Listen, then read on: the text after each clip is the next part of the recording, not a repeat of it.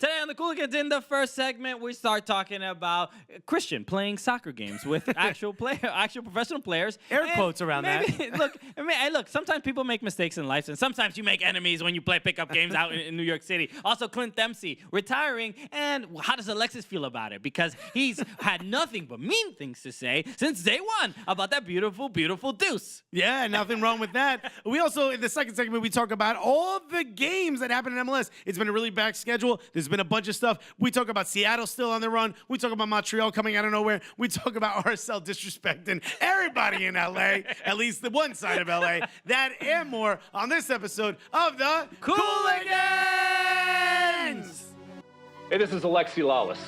There is nobody in U.S. soccer that is more important than the Cooligans. Yeah, baby! Yes. Oh, almost died there. Again, 2 weeks in a row. Oh. You're living on the edge. Wow. Is anyone else head losing blood? Welcome to the show, everyone. Hello, this is the Cooligans podcast. Yes, it is.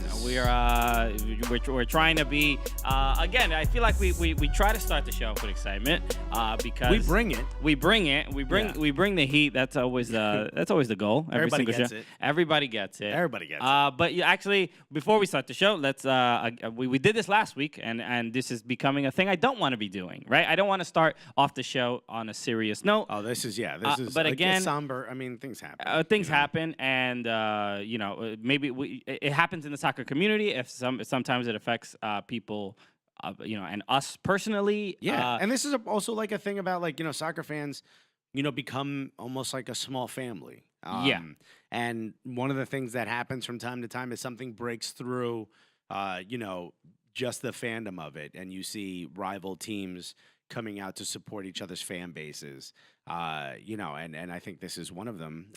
Many of you may have remembered, I believe it was year one, right? Year one or year two? It was year 1 or year 2. I don't remember exactly. Two people very much in love with children, got married at one of the NYCFC games. That's right.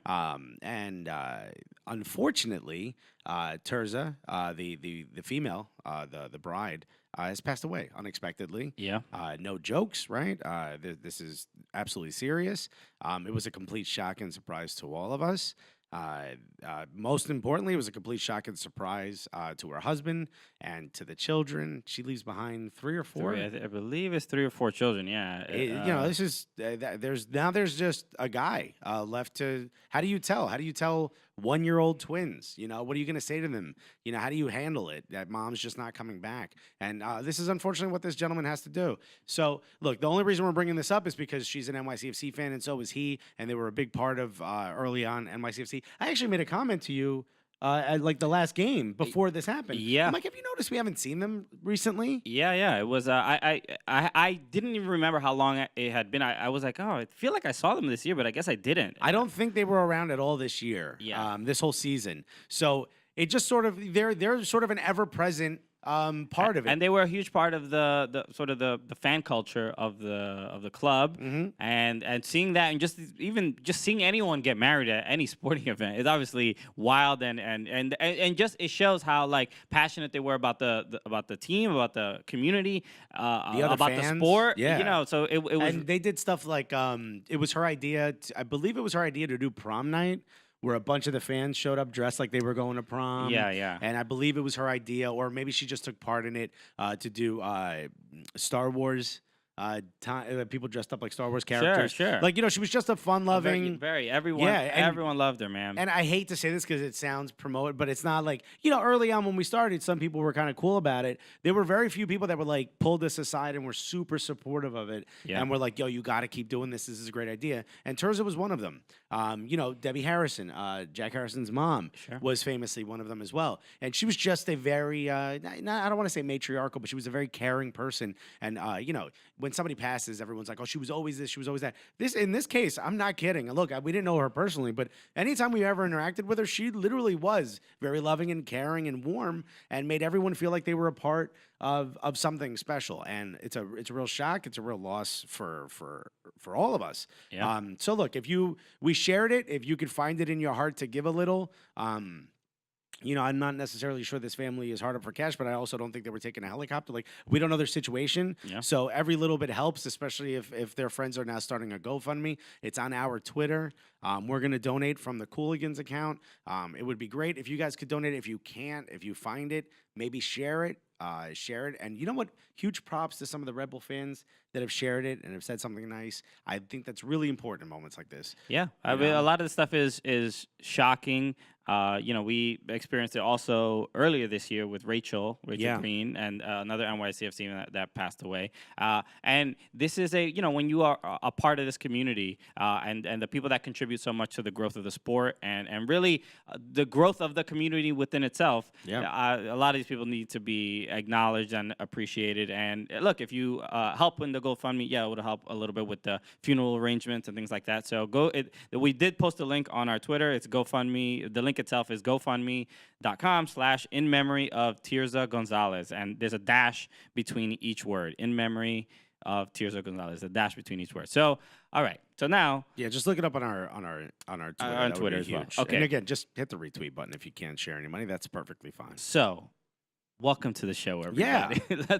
Welcome to the Cooligans. So, dedicated to Tirza, we're going to have some fun because she was very much and her family a fun human being. So, welcome to the show, everybody. My name is Christian Polanco. My name is Alexis Guerreros. And together, what are we? We're kidding. We're doing ending the show right now. Everything's upside down right now. All right, well, that was a good episode.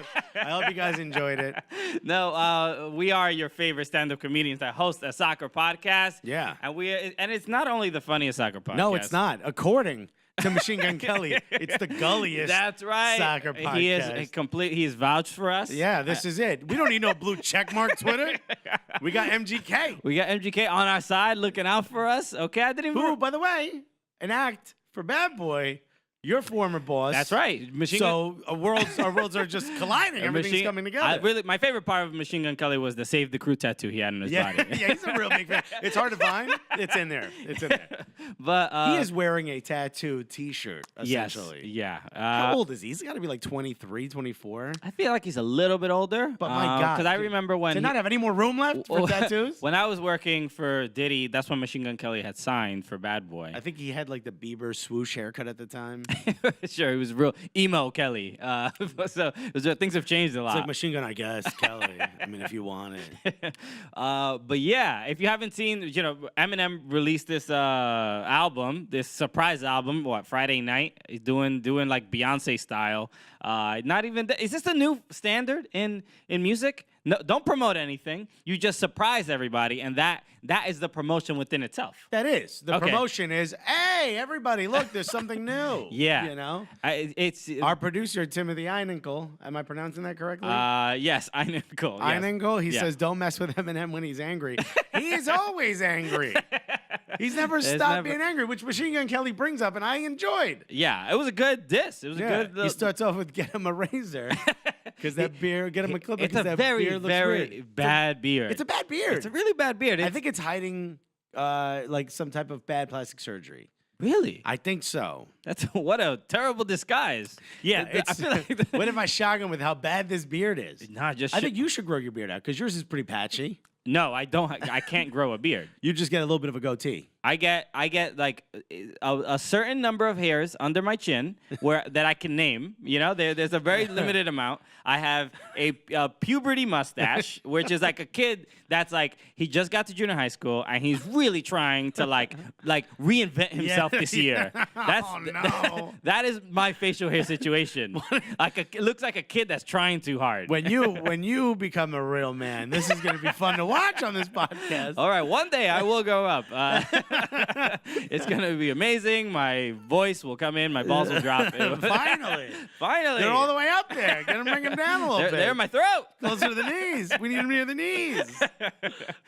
So, look, I thought it was, for the sake of, like, Eminem, we all saw 8 Mile, all right? We all saw it. Rabbit, all right? B-Rabbit. B-Rabbit. We saw how Cheddar shot himself. When it comes to a rap battler, Eminem him is probably one of the greats, right? Yeah. I mean, he's not like it's a thing he does regularly, but he's an amazing freestyler. We see him on Sway in the morning all the Yes time. and no. I will say he is. Look, I mean, yes, he strings together words very well, and I mean, you people didn't tune in for this, but I will say all he really does is say all these stupid things he's gonna do to you. I'm gonna stab you in the eye with a fork. It's like you're not gonna do any of those things, bro. You got a mansion, okay? You're not giving any of that. And I'm sure Migos is they're being very sincere and honest about all the money and jewels. Well, what I'm saying and is drugs, rap battles and, have moved on and beyond shooting that. people.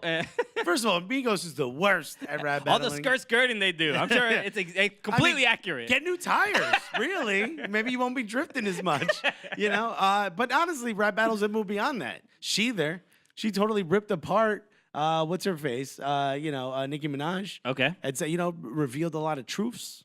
Sure. We also push a T against Drake and all that stuff. All right. A baby ain't but talking about. You know what? They're not using the word gully in their They're not, rap so we're not battles. talking about them. We're not talking about them. MGK So look, to God using the Greatest rap rap- devil. GOAT. Yeah. MGK. Greatest of all time. Gulliest of all time. Okay, so that's how you get on this show. Right? And how right. many people rap while holding a shovel? Not many. Okay, so, I mean, so speaking of that, BWP, we're still out here calling you out. Come on this show. We need that grime rap battle that we're waiting for, all right? So we got MGK on our side. Right, MGK already rapping for us. What, you got Skepta? My guy. We're going to take you out in your own beats per minute, in your own BPM. Okay, so that was exciting. So And I'll get one of those little beach shovels. You know what I mean? The other one's too heavy. I don't want to splinter. Okay, yeah. So but make a little. You stop making your sandcastle. Right? I'll turn around, crush BWP, and then get back to making my little sandcastle. And then just say, and then you scream, "Mom, I want a sandwich." Yeah, there's sand in my eye.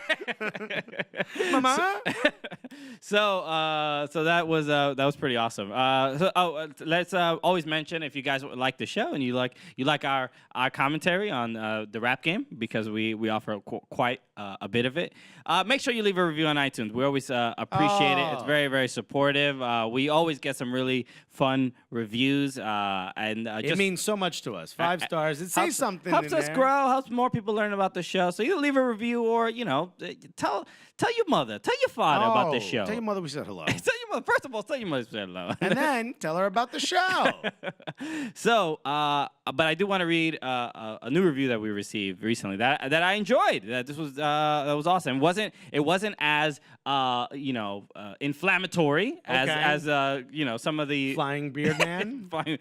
flying Christian's beard man, beard boy. Yeah, that's my name. That's a paper plane.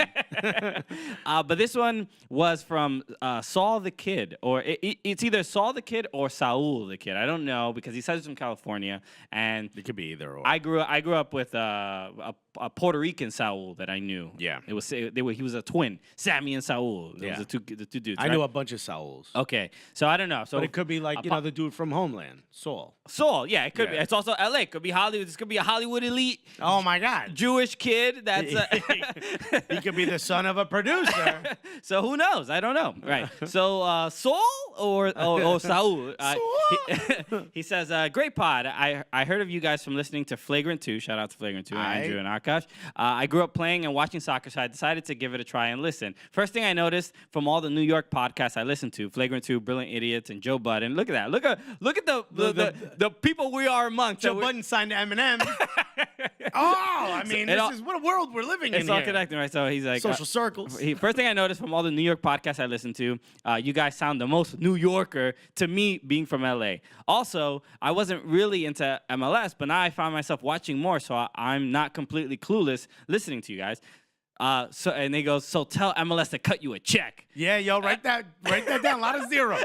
Start with a good number and then finish up with zeros. Because so far, they've only written zeros. It's mostly zeros. They've only written zeros. I'm like, what? You spent more on the check than what the value of the check is. Also, I've been taking a lot of photos of it. My bank app won't accept it.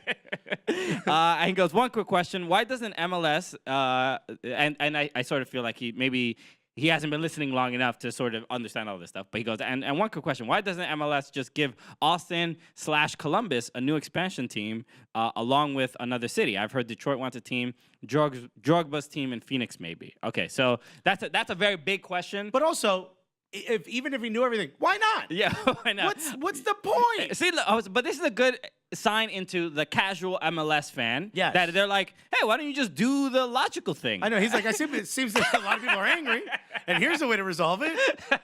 Just let them both have a team. Just let them have a team. Well, he's like, oh, no, you don't. Okay. But then we don't get to shatter a city.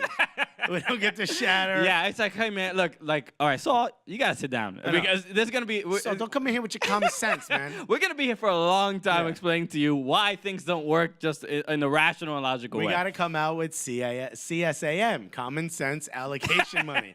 If we get some Kazam, you got to trade it to boom, trade the Kazam to Columbus, right? And then they'll use common sense, and they'll be like, yeah, why don't we just let him move the franchise, but we get another franchise, and everyone will be like, no, you don't have enough Kazam for that. But all these rules in Major League Soccer, you're making it more confusing. Yeah. But whatever. What about team transfer funds as opposed to youth transfer funds? So, the easy answer to your question is because now things don't work that way in Major League Soccer. Also, what would we have to talk about if there just wasn't bizarre shit happening? If it was only that simple. Anyway, so thank you, Saul. Thank you, Saul for the review. We appreciate it very much. Make sure everyone listening, make sure you leave one. And so, speaking of the Columbus, there was the Columbus group. There was who was the it was a reporter that left what did he do? He left he tweeted that there's speculation that there were MLS helicopters, which is already, I love this. It's the Alex Jones. They're up there, man. They're out there watching us. They're black helicopters. So that MLS had taken a tour of the downtown side and approved it.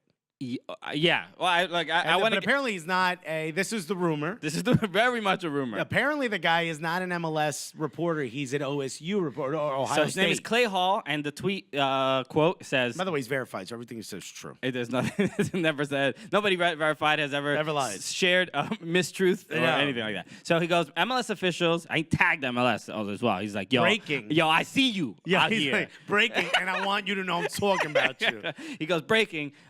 At MLS officials took an aerial tour of Columbus last week and signed off on proposed downtown stadium site and training facility, perhaps old Cooper Stadium site. Atlanta owner Arthur Blank said recently he could see soccer in Austin and Columbus. Which I like that he added that because he's like, see, we're putting the pieces together.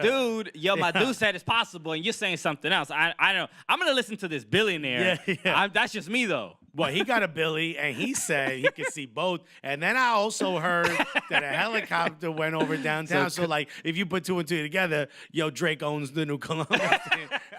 We got it. We got it. We good. So, and then there was a response from Jeffrey Carlisle, who writes for ESPN.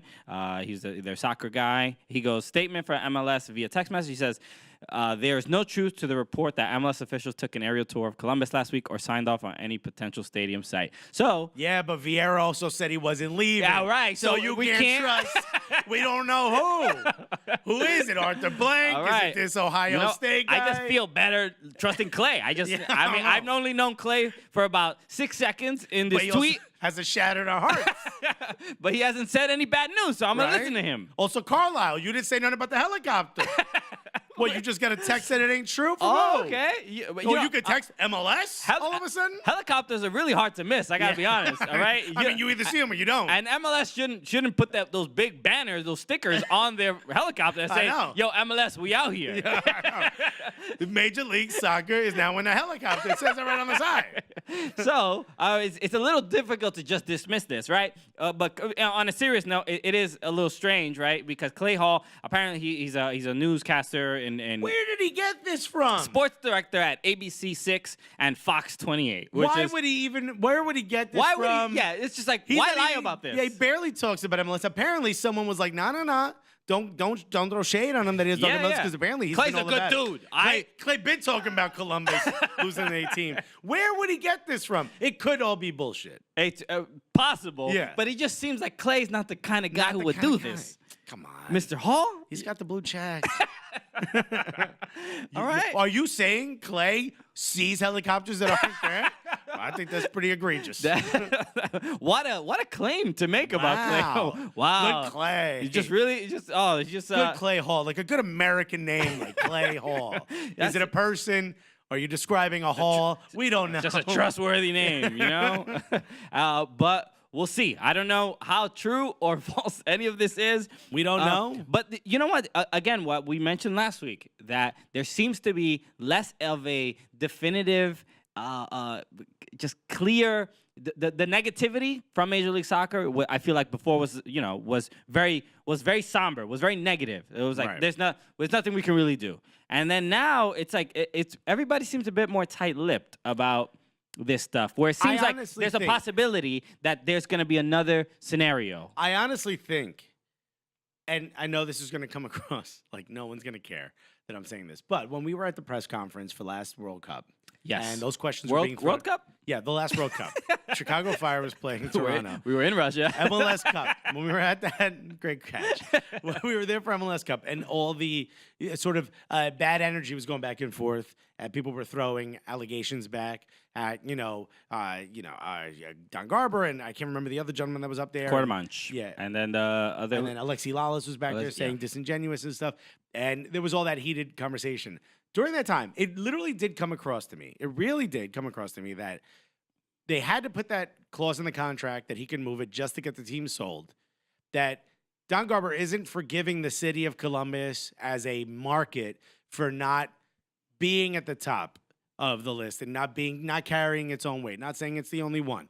You guys even have to admit whether there were, circumstances that caused it, or whether it was the effect. It didn't lead the charts in the marketing or business metrics for MLS. That being said, I don't think he wants them to lose a team. I honestly don't. I think he sees like, we signed a contract, we got to live up to it. But I think if there's a way where they could find a way to let Columbus keep their team and let Precourt take whatever he wants, maybe it's these sets of players, maybe it's something, down to Austin or just start his own, that he gets the right to do that legally. He certainly does. It's in his contract. Yeah. So I think they're trying to find a way to save it. And this to me, and the fact that MLS is saying there's no truth to it, trying not to get people's hopes up just in case it doesn't work out. And those things, that's what I just want to believe that, but I truly do believe that that's what's happening. I think there will be a way where maybe it's a year off, or maybe a lot like San Jose, MLS is in the background trying to figure out a way to do it and let them keep their team and get their team back. Maybe there's a way. And I want to believe that both of these circumstances, the helicopters being seen, I want to believe that Clay saw helicopters, and the fact that MLS is saying, no, that's not true, on purpose to not let this story bubble. Clay has like black paint under his eyes. He's just sure, he wears a hat made out of aluminum foil, but what I'm saying is he saw the helicopter. He always hears them. Then we find out Clay's like a Vietnam vet. And he's just like, he always hears helicopters. Yeah. Also, there's someone shooting in the tree. No, there isn't. There's no one shooting in the tree. So look, So Saul, this is basically what's been going on. So hopefully you're caught up a little bit in the whole scenario. So another thing we want to announce very quickly is the Cooligans. We're trying to grow, right? We're trying to do more, and we're trying to give more to you guys. We've been talking about wanting to be bigger in the sense that we get invited to more events and do more things so that we could bring you better content and more access to what's actually happening in American soccer. Also, we've seriously discovered, what if there was a way to get you more content that you already like? Exactly. So we are officially announcing this push to try to add a second episode of the Cooligans per week. Now, oh my God, the crowd is going wild. So we've been talking about this. Alexis. No one's cheering. Just boo, Christian, get him out. Weak beard. So we've been talking about this for a long time. The main issue for us is our fans have been asking for this for a very long time. Yes, and we discussed it amongst ourselves, and the big issue that we have is time. Right? It's difficult to do this show consistently, especially more than once a week because of our schedules, because we have to provide for our families, all these kids that we have to feed. But we have to pay our bills, and we got to do a lot of stuff. So we live in New York. We live in New York. We do comedy. We do other side jobs, pizza this, pizza that. Yeah. Right. All right. So we're really making a push to make the Cooligans more a part of our lives, and the other stuff less, because we enjoy doing this, and this is the thing we want to do for a very long time. So what we're doing now is hopefully getting some support from fans so that we can add a second episode, and the way to do that is to essentially become a part of the Gully Squad. Bang, bang, bang, bang, bang. That's right. So if you want to become, you're essentially becoming a subscriber, a supporter. You're like in getting an interest in the Cooligans, right? Yeah. You're helping us create more content. You're almost becoming a Cooligan shareholder, if you will. Yeah. You I know? mean, but nothing. There are no shares. There's no shares. There's as many shares as the amount of dollars MLS puts in the checks. We're gonna make sure we send you checks that are 0.00. Yeah, 0. So the best way to do that is go to soccercooligans.com and become a subscriber, become part of the Gully Squad, and you'll see it on our website. It'll be up. We're going to do it tonight. So in other words, the day before you hear this, Yep. Go to our website. You'll check it out. Go to soccercooligans.com. You'll see where that is. Here's the thing. We thought about possibly doing a Patreon, but then that would only give you content that only some people could hear. Yeah. And that didn't seem, not unfair for sure, but it really didn't seem like that was the best way to go about it. We want to share as much content with all of you guys as possible. Exactly. We want to make everyone laugh. So essentially what's going to happen is the people who are the strongest Cooligan supporters, the biggest fans, which we've met, we've seen, they've come to our shows. They're incredibly loving. Repping our gear. So supportive. It just means the world to us. Also, they engage with us on Twitter. I know a lot of you don't live in cities where we went out and performed as a part of this tour, but you guys are the first ones to retweet what we do or comment or add levity to what we do, which we've said from the beginning. We're not the only ones that are funny. A lot of funny people online, a lot of people with great sense of humor. First come to mind people like Jay Riddle, who are always like, photoshopping stuff and adding funny tweets. Yeah. SoCal Andrew, okay? The homie out OG, there. yeah. Just out there lounging, getting a tan out in Manchester with that paint on his nose. We got right? we got some people that not only the show is fun to do, and we're glad that we make you laugh, but there's so many people that do Make that us for laugh. us as well. Yeah. So that's what this is really all about. So the people that you'll see different tiers of for subscribers, like $5, $10, $15, whatever you want to give. If you're rich, there's more. If than you that. wish, yeah. Just you got it. So money's no thing for you, Right? Come on now. But if you want to support, it'll be a monthly donation. If you don't want to be a part of the show, that's fine too. You want to give $5 and like, hey, I want to help the Cooligans, stay afloat and Right. do more fun things. I could go with one less frappuccino or mochaccino a month. You can or they can. No, they can. That's them. That's their. These are our listeners. Yeah. I will not go one less. I will not make any sacrifices. It's just so you know, like, it's not just our time and effort that's going to go into this. You guys get to be a part of the show at the highest levels. Exactly. Which is really cool. And the people that do contribute will be able to, you can send in questions. You can send in things you want us to talk about. Like we want maybe you saw something funny that's a part of a different league that you're a fan of, the Greek League or something, and you want us to comment on it. That second episode, for the most part, will really be driven by you guys. Yeah. What is it that you want us to talk about? What questions do you have for us? Maybe other things that we didn't get to talk about that happen in MLS or in American soccer. We've been, we are stand-up comedians in New York, and we travel a bunch, and we do a lot of stuff, and we talk a lot about, hey, should we make our show give something to the comedy fans? Like maybe we can have guests that are not soccer people, and maybe they're just comedians that enjoy soccer, and if we have a second episode, we'll have the opportunity to do stuff like that. Or maybe we could just do extended interviews. Maybe you really like the interviews we do with someone. Yeah. And maybe there's like an extra 5 or 10 minutes that don't make it onto that first episode. Maybe that's something we could share. Exactly. Or maybe we could do an hour-long interview with someone. That'd be great. Sure. Pulling someone like a Matt Doyle or something and really get in that dude's head. And then get too scared to ever talk to him again. Yeah. I don't want that. The immediate PTSD that comes with talking to Matt Doyle is a little scary. For an hour. Oh, boy. But, let's really, there's people that are involved in soccer that haven't had the chance to shine. There's fans that want more. We're trying to find a way to build all that. We've been saying from the beginning, we want to build a community. We want to get more fans interested in American soccer. You're seeing it from our reviews. We're starting to do that. We're trying really hard to make people that maybe don't know a lot about MLS or men's national team. We're trying to give them a different sort of viewpoint, something a bit more funny, a bit more fun, a bit more relaxed, and we want to do more of that. So if that's something that you're interested in helping us out, we would absolutely adore it. We will love you forever. Go to our website, go to soccercooligans.com. You'll see it on the menu right there, and just join up, man. It'll be the absolute Get in best. there. All right, so let's talk about some other soccer adjacent stories because last week we after we recorded the show, there was a tweet from Kyle Martino. Remember Kyle Martino? He's been on the show. Guy, he was this close to being the president of U.S. Soccer. And for the people listening, just know that the gap I'm making is not accurate. It is. No, he's using his two fingers. But really, if I could snap one of those fingers off and throw it out of this building, really, then maybe it's probably that chasm. A Grand Canyon-esque,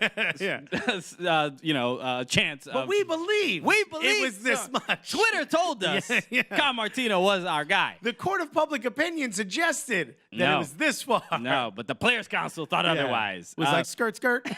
But Kyle Martino was in New York, and he's like, hey, he just tweeted, I'm going to be playing soccer at Pier 25 in New York. Little pickup game. Come through. I was like, all right. Let me hit him up. Let's see if this is real. Yeah, you were like, I think I'm going to go. It was right after we just recorded the episode, and I just went over there. Just went down. It's not far from our studio. And you didn't have a chance to go get, like, your boots and stuff. I was playing in sweats and just some regular old sneakers. And so I thought I wasn't even going to play, but there weren't that many people. And they played to 2. Damn, what you saying? He ain't got that strong on Twitter? No, I just think, if you post an hour before you go play. Midday during a work week. Yeah, the people are going to show up are just the losers like me that have nothing else going on, right? What do I do now? So go over there. I'm like, I'll just watch. And then there weren't too many people there. So they were like maybe 20 people. So after 2 goals, you would swap teams. The losing team would swap. So I got in a game.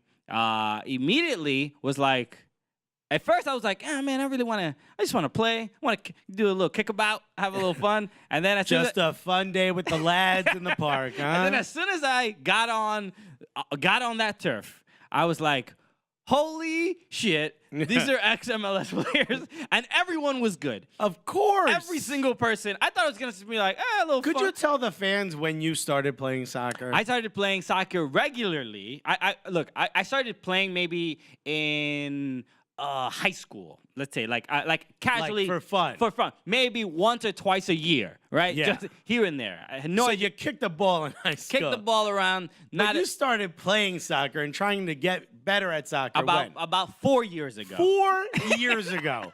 And you decide to just go have a kickabout. I'm ready for the next level. Oh, these MLS players ain't that good anyway. And what are they, from back in the day? It's a retirement league. We all know that. It's trash. I'll go out there. I'll just show them what I got. And what you had was trash. So before I play, I'm like, oh, this can be fun. Just kicking the ball around. And then as soon as I step on the turf, I freeze. I'm like, whoa, everybody's too good. Yeah. And then they started passing me the ball a little bit. I kept losing it. Take first touch, just terrible. It would bounce weird places. So they begrudgingly passed you the ball? After a while, I felt every single time they would make eye contact with me before they passed the ball. They would make eye contact and then just be like, I would be wide open. Make eye contact, make an angry face, and then look another direction. I know exactly how you feel because I've attempted to play soccer my entire life. So this was it initially hurt my feelings because of course I want the ball and I want to be able to show my skill. Right. But I have no skill to offer. In that setting. You did show your skill. It's just so look, whatever. I was trying. But was it fun? It was fun, and so running around, not touching the ball. Aleko Eskandarian was also there, and again, I have this mentality. I'm like, oh, these guys, they're in their 40s. 40-year-olds have never been good at soccer. It doesn't matter how long they've been playing. My youth will outshine their dedication in the last 40 years to the sport. After playing with Aleko and with Kyle. Aaron West was out there who played in college. That's right. And on his birthday, by the way. It was his birthday as well. I told him happy birthday. Aleko and Kyle were so good on the ball. I mean, look, and this is obviously I'm not a professional athlete, and I'm trying to. You don't have to quantify this. We've already said 4 years, buddy. Get out there and tell us how it happened. It is if the presidency could have been decided based on soccer skill alone. Yeah. I honestly think Kyle Martino takes it. Carlos Cordero, he's not as good as Kyle at soccer. I will say this without even knowing unequivocally. Carlos Cordero got 0 techers. He got 0 moves. Yeah, right? No you skill. got no swag out there. Kyle Martino still got it. Yeah. I mean, for real. Just both feet. Just shifty. He's a shifty man. Which makes him a good president for soccer, you know? Okay, I didn't know which way he was going. I'm like, I see all this gray hair. I'm like, I got this. Which means that Sunil Gulati must be amazing at soccer. If shiftiness is a good quality. Okay, lateral movements. Yeah. You never know where he's going. Small, it's a very low center of gravity. They were both so good. It was just surreal being in that moment because I'm a stand-up comedian. I started playing soccer 4 years ago. Oh, all of a sudden, I'm on the pitch with professional athletes. You have no. That's like them jumping on stage with us to try to do jokes. They're gonna get wrecked. Yeah, I'm like, how did I get here? This happened too fast. Yeah. This is all of a sudden a nightmare sequence. Why am I naked? This should be illegal. Yeah. So, well, tell us, because I heard through the grapevine, and then you told us, you got megged. I did get megged. Hardcore. Yeah. Hardcore by your own teammate. No, I'm just kidding. Imagine. They don't want to pass you the ball. They're like, yeah, technically you touched it. Aleko Eskandarian, he is now my new enemy. He is. I mean, expect a diss track for Aleko Eskandarian very soon. We're going to Home Depot. We're getting a shovel. The diss track will be done because Aleko Eskandarian and I mean really Water Pistol Christian. Squirt squirt. Bang bang. So I mean, clearly he's a horrible human being, right? I mean, there's no. How dare you? There's no other way to describe this because I'm not a professional player. He didn't need to do this What's to me. What's the step before war criminal? What's that? Because that's where you're at when you get megged. After not having the ball passed to you for what seemed like hours. I don't know. Is it enemy of the church? Yeah. It might be that. Because Aleko, he nutmegged me. I was trying to defend, and I even did the thing. You know, I watch these professional soccer leagues. I see how defenders defend, right? They don't square up to the person with the ball. Right. They kind of go at an angle, right? So that they don't get nutmegged. Right. And but also it's to force you either inside or towards the line. Exactly. Yeah. And not you. Not me. Not me specifically. You spread eagle out there. No. I did. I turned my body. I shifted my hips so that he wouldn't be able to nutmeg me. And I don't even know what geometry or how he figured this out because my legs. He's hitting angles that are, I think, illegal. Because he nutmegged me when my legs were not even. There was no opening, right? Yeah. I don't know how he saw this opportunity to do this, but he got me. So Aleko, if I see you on these streets, we're gonna have a problem. Just know it's real. Okay. You're gonna be running away very Scardian. I tried to make that work. But it was thank you, Tata Martino, for the invite. That was that was a lot of fun. I mean, I didn't intend to leave the game with a seething hatred for another human being. Right. But we are where we are, and maybe Aleko Eskandarian will come on the show, and we can actually have it out and really talk, not fight, but really talk things over. We gotta. I'll be the ombudsman. I'll sit in between the two. Do you know that? Ombudsman? I've never heard that word. No. It's like the liaison. I'll be the. What's the guy in the middle? How do I know only the confusing word? Ombudsman. Listeners, let us know if that's a word. That is 100% a word. I'll be the the guy in the middle. Look, I'll be the unbiased. I'm gonna ask Clay Hall to see if he thinks that's a word first. The helicopter said ombudsman on it, man. So that was pretty cool, man. What was it? In Miami also played with some ex-MLS players and stuff. Yeah. I just hate that every time I try, I always embarrass myself. You got the blooper reel. The own goal. Blooper reel every time you're out there, bro. So this is why I say don't even try. That's Alexis's mantra. If you don't try, you don't fail. Exactly. All right, kids. Glad you're inspired. That's what I'm here for. All right, so let's move on. There's a couple other things that we need to discuss. And the big news that happened the day we put out the podcast.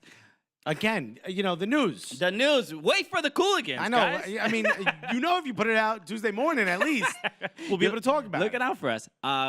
Clint Dempsey. Clint Deuce Dempsey. Saying bye-bye. Hanging up the boots. Hanging up the cleats. Immediately. Yes, he's done. He's it's official. He's done with his soccer career. A bit of a surprise. Not the end of season last few games, curtain call in every city. Baby tour. You know, He the didn't do Kobe, tour. every Kobe's like, by the way, in 3 years I'm gonna retire. So start the Really- award ceremonies really start now. all the ceremonies now. I want to give everyone time to get red carpet. Just for all the event planners out there, I'm really looking Yeah. out for you. Also, I got a little deck that I made. It's got a slides of the things I like. You're gonna give me a fruit basket. Yes, my best plays. I have it all ready for you. Highlight reel. I made it for you. Okay. So Clint Dempsey retires from the Seattle Sounders. He's done with soccer. An incredible career for the man, right? Alexis doesn't agree. No, come on. Stop it.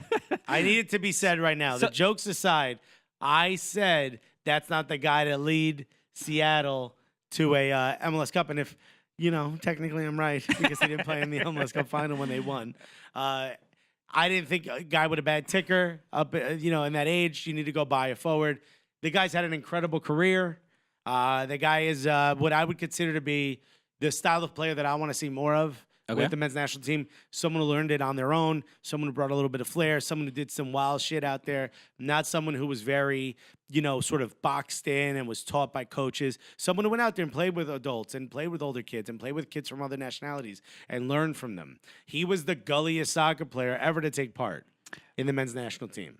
Sure. The guy had bars. They weren't the best bars, but he had bars. He ripped up referee notebooks. Come on now. Who else is doing that? Who else gets on the podium and says, now Portland can't say shit? Stuff like that. Like That's even fun. Portland fans can appreciate the gulliness. Yes, he was. He kept it real, and 100%. he is he's one of a kind when it comes to men's soccer and U.S. men's soccer. Right? I didn't watch him too much. I wasn't paying attention to the Premier League when he was there, and I knew he was at Fulham. I think I started knowing of him when he was at Tottenham. Yeah. And he did score 13 goals for Tottenham. Like, I know a lot of people sort of wipe away the Tottenham part of his career. That was huge. As an Arsenal fan, it was hard to watch, but it was fun to watch as a men's national team because I'm like, I can't believe an American is getting this big and this far. Yeah. And actually, I think an American scored, DeAndre Yedlin scored the first goal of an American in the Premier League. 4 years. So I think Jeff Cameron was a previous. Was it one. Jeff Cameron? Yeah. All right, I thought it was Clint Dempsey. Oh no, that would have about been like Lyndon a decade Gooch? ago. Did Lyndon Gooch ever score? Lyndon Gooch, not in the Premier League. He was with Sunderland in the Premier League. But he didn't score. I know that. Come on, But Gooch. did he score in the championship? That's what I'm saying. He might have scored in the championship, cares but about that? I don't know. But Clint, yeah, how do look? He is the last couple of years while we've been doing the podcast. Clearly, he has not been the same Clint. We never really got a chance to speak about him in Glowing terms. Glowing terms because Well, also, we just missed the Clint Obafemi Martins era, which was incredible. yes, Yeah.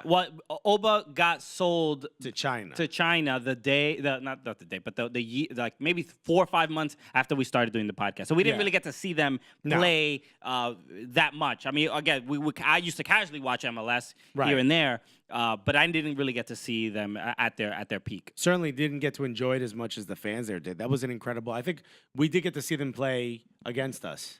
NYCFC. Yes, the first year. Yeah, so I think I missed that game, but you were just like, oh my God, the two of them together. It was insane. Yeah, I believe they won that game, if I'm not mistaken. I think it was 3-2 or something like that. But long story short, he certainly had big moments with MLS. Bigger than that, his career proved something that Americans could play a stylish game, that the Americans can play with the ball at their feet. Americans weren't just about speed.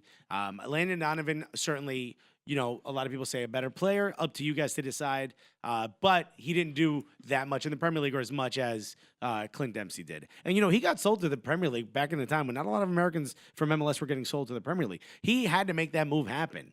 MLS wasn't in the mood of selling their best players at that time. Like we're sort of coming into that era now. So he's a bit of a trailblazer. I mean, very much a trailblazer. So shouts to him.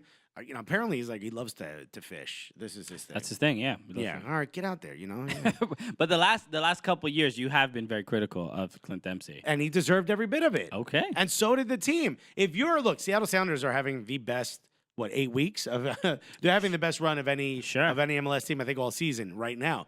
But if you're a Seattle Sounders fan, at the time when you have what's his name, Jordan Morris getting injured and not coming back, and you're looking at your options, and it's only Will Bruin and Clint Dempsey up front until they go and get Rui Diaz, you should have been upset. I was the only one willing to say it. Was I right? Mostly. Yeah. Okay, I'll take that.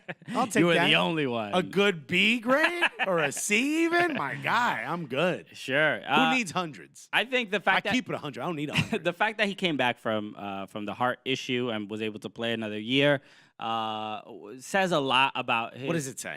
It says a lot. It says a lot about his Give character. me one thing that it says. What about what? I say a couple things. It says a lot about his character. The fact that he was like not. He could have retired then, right? He didn't do that. And he wanted Should to come he back. have?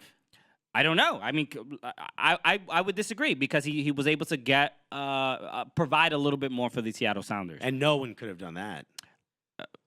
Look, It wouldn't have been the precipice to have, or like the catalyst for them well, to have maybe to go at and the get.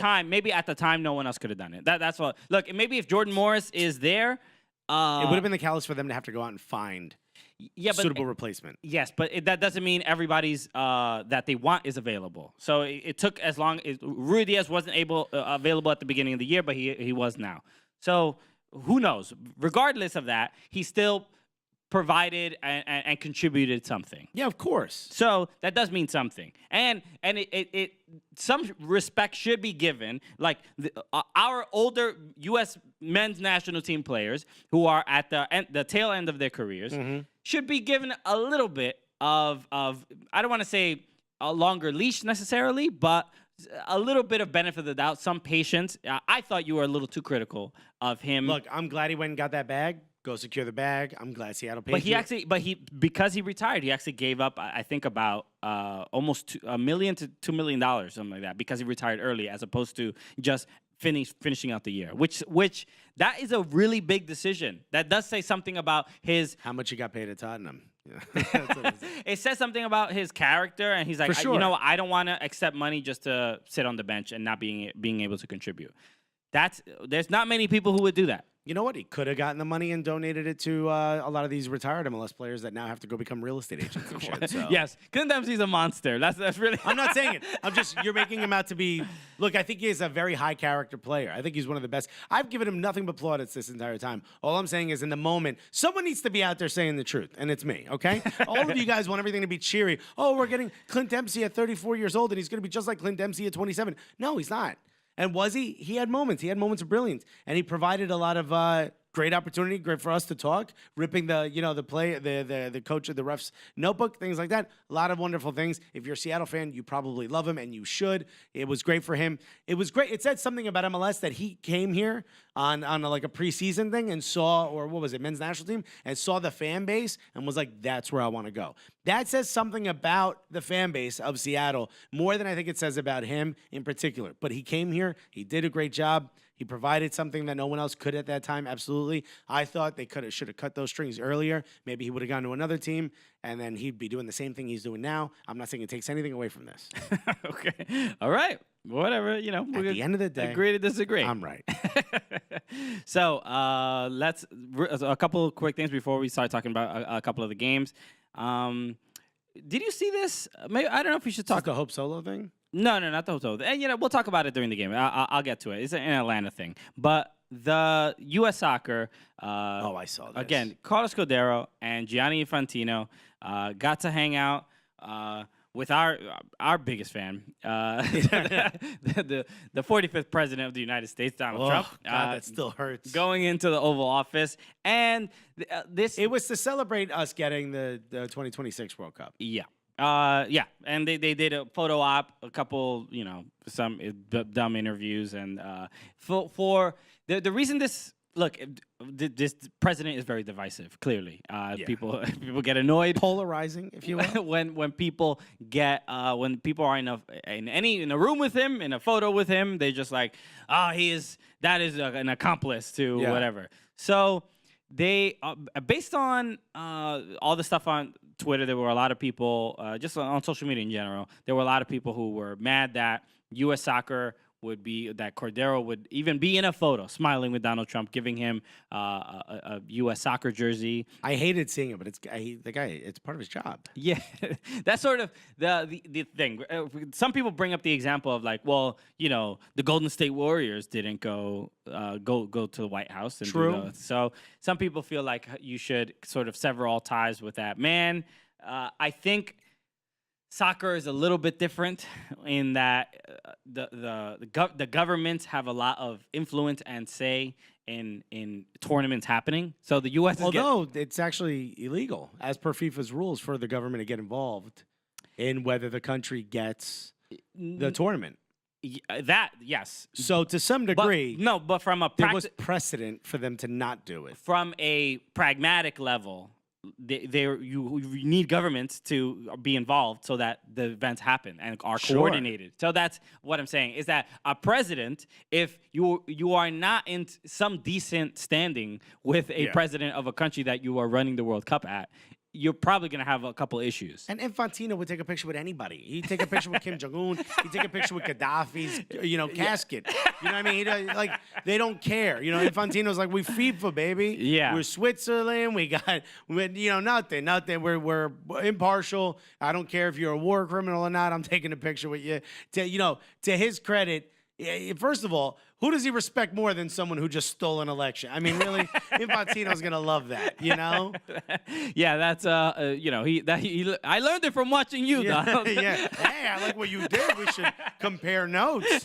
Cordero, I could understand it being a bit much. The guy's Colombian, right? You're Latino. Be careful. Yeah, maybe there's ICE agents in there.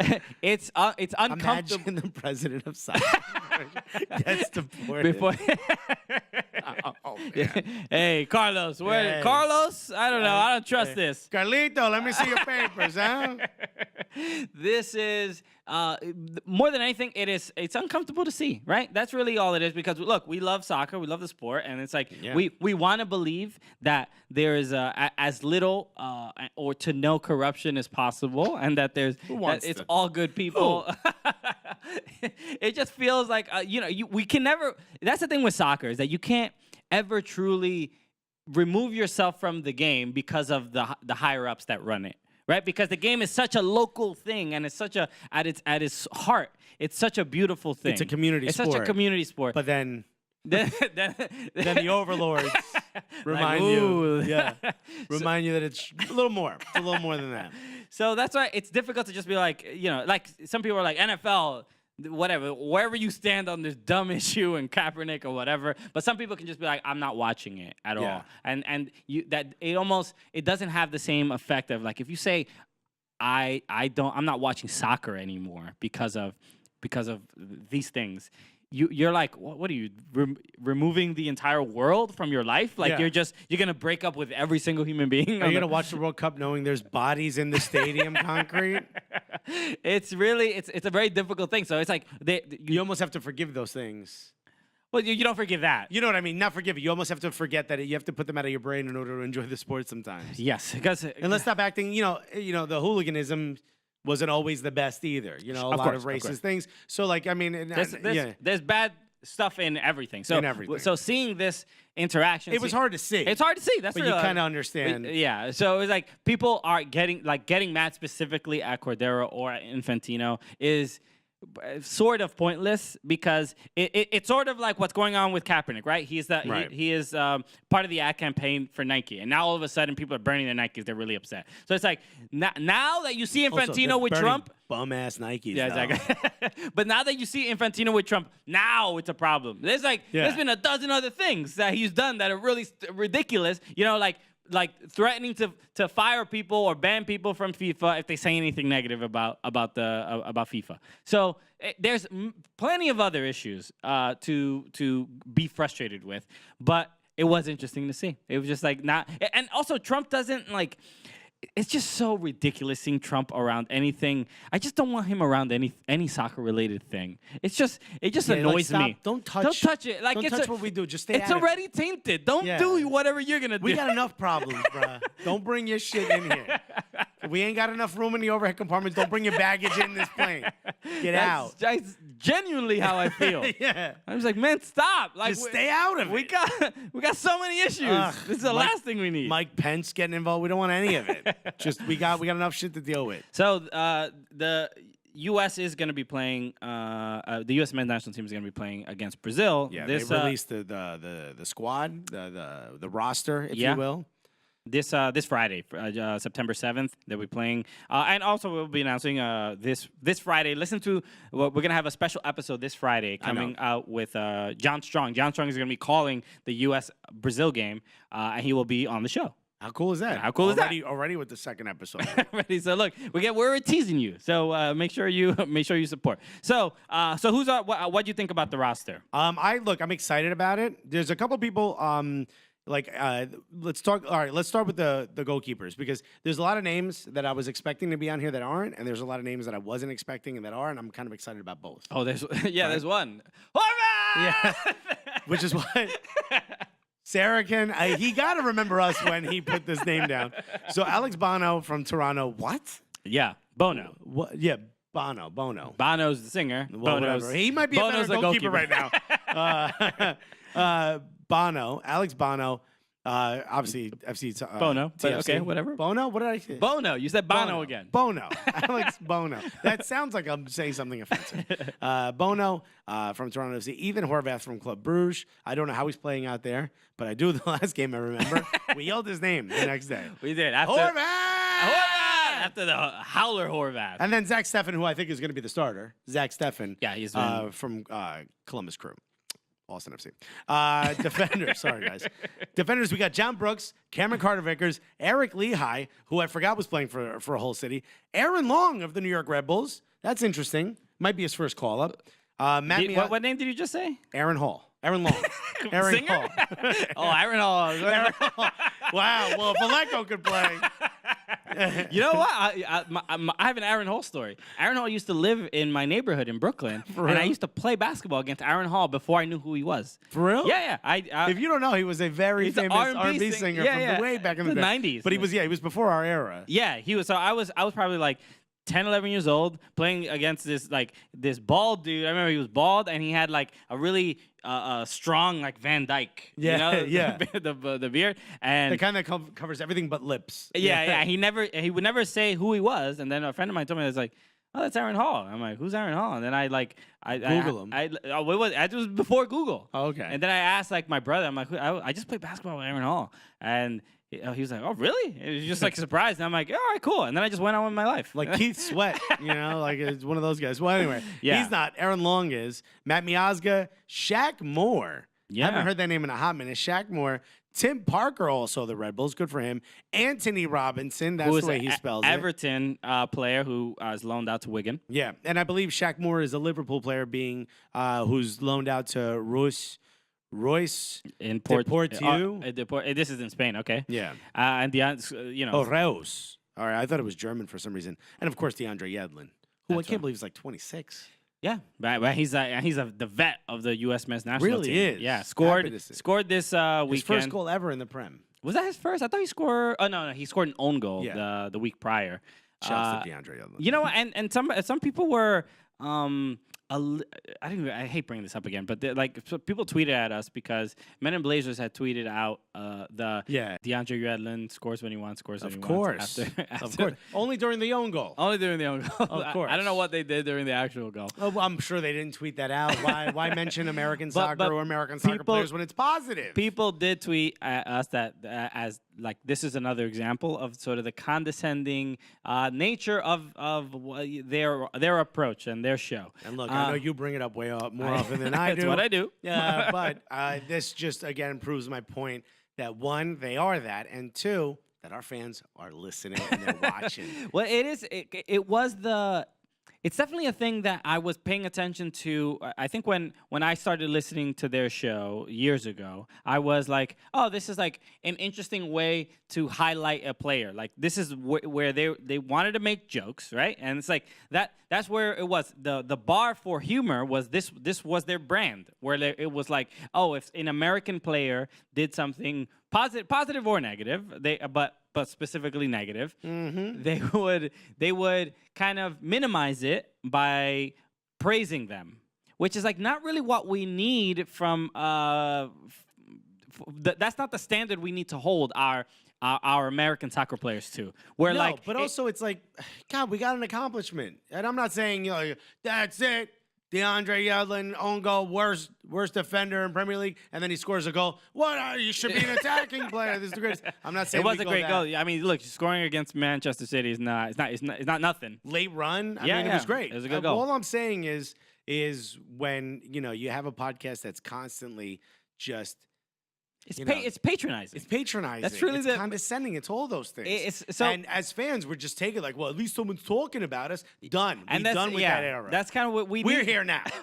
Well, we need to praise our players and we need to criticize them, but there's still room to have fun and there's still room to make jokes, and we can make there's an opportunity to have fun in more non-surfacey ways than just being like.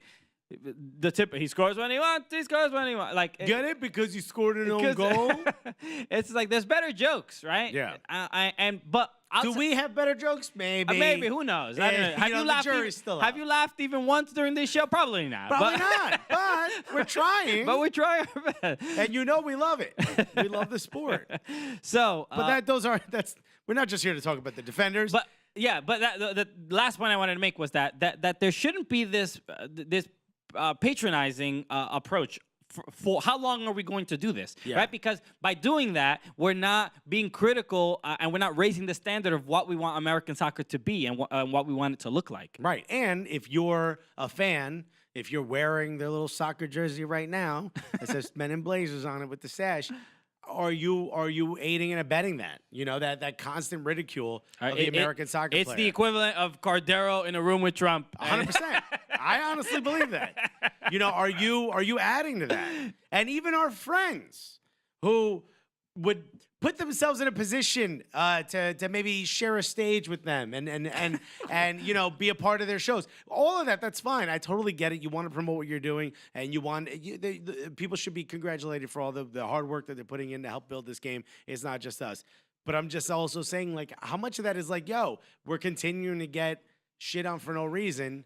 And we're acting like, but at least it's like someone who slaps you and then gives you a sandwich. You're like, well, at least I'm getting a sandwich. Nah, son, I'm done being slapped. I'll go get my own sandwich. Which also lets you know I'm hungry. Look, if you ever have a child, you're gonna impart so much wisdom. All this nothing but gems. All this food-based wisdom of whether, look, do you want the fist or do you want the Capicola? Capicola. It's a difficult decision. You're probably gonna go Capicola. Oh, so stupid. In other words, we love you. We're not trying to hurt you. Come to us. So the midfielders. Kellen Acosta. Go ahead. Traded right from FC Dallas. We got Tyler Adams, obviously well deserved. Paul Arriola, by the way, been great. Tyler Adams going to Germany. Supposedly at the end of the winter break. Tyler Twellman. Yes, we're aware. Okay. Confirmed RB breaking Leipzig. news from Clay Hall. Confirmed RB Leipzig. Clay Hall. I saw a helicopter flying to Germany with Tyler Adams in it. Julian Green, and I did see DeAndre Yedlin and Julian Green. I saw them. DeAndre's Instagram stories are pretty lit. He's always like very. He's a lot of his dog. A lot of his dog, but he's a very basic Instagrammer. Yeah. He's just like, yo, we out here. He got the sunglasses. He's like, at Central Park. I'm like, all right, okay, DeAndre, cool. All right. This is very. Yeah. So he's like, got Starbucks. They misspelled my name again. That's just like, I mean, but cool. But great goal, man. Yeah. You're doing great. Great goal. See, better jokes. A couple of Julian Green, Sebastian Lletget, which is good to see him after the injury that he suffered last year.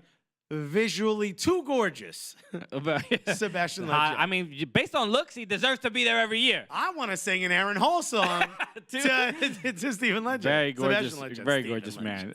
I'm all over the place today. Weston McKennie, obviously deserved. Christian Roldan, which is good. Very nice good to see him. He's had a very good season. Will Trapp, the Trap God, and Tim Weah, who just scoring for PSG. Got in the first 11. Yeah, I think he started maybe Last one game or two games. Even the 18, but you know. What are you gonna do? You got moments. Also, he looked bad, and then Mbappe came in and it looked amazing. But whatever, we making moves. Exactly, America, we out here. Bang bang. And then the forwards. And how do you say Andrea? I'm pretty sure that's Andrea Novakovic. Novakovic, yeah. We saw him. Wood, who I'm happy to have back. And Novakovic, I don't know much about. Do you know anything about Novakovic? He played. He got his first cap last in the last friendly, or Yeah. I don't know, a couple friendlies ago. I don't remember exactly, but this year he did get to play, and did he score? I don't think he scored. Did he score? I don't remember. I don't believe he scored. Anyway, I think he's had 2 games with no goals. I think that's what that little number's next to them. okay. Yeah, caps 2, goals 0. Got it. And Giazzi Zardes, that's really the big news. Giazzi Zardes coming back to the men's national team after being cast aside by the Los Angeles Galaxy. Coming back as a forward, Yeah, not as a wing back Not as or a wing back. a defensive back. goalkeeper, coach's assistant, none of those things. No, he's like, this is where I belong, Yeah. up in this 18. Back up top, which also tells me that, we better be getting Berhalter. Because if Giazzi Zardes is going to score, it's only with Berhalter's system. Okay, we'll see what Dave Sarakin can do with him. I don't know who starts. Who starts up top? Obviously, no Christian Pulisic. No Christian Pulisic. There's here. no Josie Altidore, right? There's no, after we talked about Michael Bradley. Michael Bradley, after we talked about, Jimmy Conrad's quote. You also missed Marky Delgado. Marky Delgado got right. added too. Got added like the next day. They were like, oh, yeah, also Marky Delgado, which I'm happy about as well. Had a lot of potential when I think he was with Chivas USA, and they couldn't figure out where to put him. And there was a chance that he could play for Mexico or something. I forget exactly what was happening. There was all this, can we keep him? Can we not? Marky Delgado getting in there. Yeah, this looks like, Nice. but against Brazil, Neymar is going to be playing. The fact that Christian Pulisic is not going to be there, a little tad worried. So that just means that Giazzi Zardes is going to score 5 on his own. And we'll lose 6-5. But what? Imagine this happens. It'd be so great. But look, we saw the effort given in the draw against France right before the World Cup. That was the World Cup winning team, and the U.S. men's national team was able to get a point, or you get at least a result out of it. That's impressive. I'm thinking if the U.S. men's national team was able to do that against basically a World Cup side for France, they're gonna body Brazil. They're gonna be done. Brazil got nothing. Brazil's going to be like, damn. Neymar's gonna be rolling all over New Jersey. I'm hurt. Both knees, an ankle, a shoulder. Like, get him out of here. We're done with him. 16 of these players have 7 or fewer appearances for the men's national team. 7 or fewer caps. You don't even need that big of a closet. You ain't got that many caps, my guy. What a terrible toes joke. Hey, you know what? Go listen to Men Blaze. They do way better jokes tweeting about right now, actually. They do way better. DeAndre Yedlin leads the way with 52. Yeah, he's an old man out there. Jeez. It's gonna be fun. What was it like back in the day, DeAndre? It's I'll gonna tell you, kid. It's gonna be an interesting game. We'll see. We'll talk about it with John Strong on Friday before the game, and then next week we'll talk about how it went. There's who are they playing? It's Brazil. That's the first friendly. There's another one coming up. Brazil, Colombia, and England. Those are like the next few. Okay. So it's gonna be interesting for the men's national. See what they end up doing. But that really the next thing to be excited about is the Women's World Cup next year. So that's gonna be lit as hell. All right. So and if you're into white girls, help to according to Hope Solo. what did Hope Solo? You were telling me this off air. What did Hope Solo Hold on, I say gotta that pull it up. pissed people off again? I mean, first of all, it's Hope Solo, so everything she said pisses people off. So apparently, Hope Solo decided to make some racially charged comments about the women's national team. I mean, but she said that the problem is that it's all a bunch of white girls from next door. Here we go. Something is broken when the U.S. women. Something is broken when the U.S. women are dominated by white girls next door. Is that the roster, or is that? That is the quote. Yeah, I'm sure she means the roster. We call ourselves the Ponytail Posse because that's what the U.S. women's national team was all about. The white girls next door. You want statistics to back that up? Barely more than a dozen female players of color have represented the United States at the highest level since 1991. Barely more than a dozen. Damn. So she look, got a point though. So this is a fair argument. She wrote this for the Guardian. But there's no real difference than the comments that we make about U.S. soccer in general and who gets left out, and the people of color, people who can't afford the fees required to get the proper coaching at the higher levels. So this specifically is not anything new, right? I mean that's my first. No, it's not new, but I do want to give whatever the inspiration was for her to write this. Unfortunately, when it comes to Hope Solo, it's not always it seems like there's always something else she's trying to achieve. Okay. But we do have to, we have to say that this is a good thing. If this makes one person say like, oh, maybe we need to make a change, and that change helps, young girls of color get into the game, So that's a good thing. Not against it. But it is I don't know. It just feels like the same thing that we've discussed in general with like the bigger problem. So highlighting the fact that. I just think the comments of like it's just a bunch of white girls is a little bit the message can get lost because there is a larger problem, right? It's not just the issue is not that girls of color are not being able to play. It's just like almost anybody of color is not being almost, they're being left out and being excluded. I mean, but she's talking specifically from her experience as a playing for the women's national team. So that's the perspective she's using. I can't be mad at it. I'm not saying she's wrong. I'm just saying especially during the election, I feel like these are the things that were discussed. I don't know. I have not read the article. It seems like it's adding to. It's I don't know. Just you saying I haven't read the article. So you said there's just a bunch of white girls. So I'm sort of responding to what you said, not what she said. That's literally what she said, though.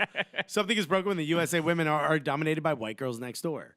I mean, we can say that about the men's national team. We can say that about soccer at youth levels. We can say it's a larger problem. So I don't know. That's just my first response to it. I'm like, oh yeah, I hear that and I'm like, yeah, I know.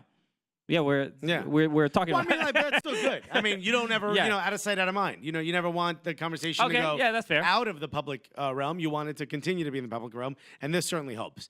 But when it's Hope Solo, sometimes you're just like, what exactly is she trying to get at? She's like, also ageism. Can I get back on the team, please? It's really messed up. Can I please let me play? Okay. So because I haven't read it, I feel like ill-equipped to really talk about it. But you did mention it, and I'm glad you brought it up, Alexis. Well, that's what I'm here for. Also, Sporting Kansas City has re-signed Beasler, Zusi, Espinoza, and Ilie. Okay, so all right, that's good. But that just happened, so we constantly miss these things. So finally, someone listened and put it out when we can use the information. They re-signed all their old men, and they're back on the squad. Yeah. All right, so let's talk about. There were a bunch of Major League Soccer games over the weekend. Let's take a break. Over Labor Day. Hopefully you did have a good Labor Day weekend as well, right? Hopefully you enjoyed a lot of fun. I know it was without us, but it's pretty tough. Those long weekends. But we're going to talk about a couple of the games right after this. Hey, thank you so much for listening to the Cooligans. I want to break up with a little word from our sponsor, On the Volley Apparel. OnTheVolleyApparel.com. Go there. You want to get some dope kit. You want to get just shirts. You want to get clothing. You want to look good while you're playing soccer. Our merch. You want to get our merch, which is currently sold out. But that's the place to go get it.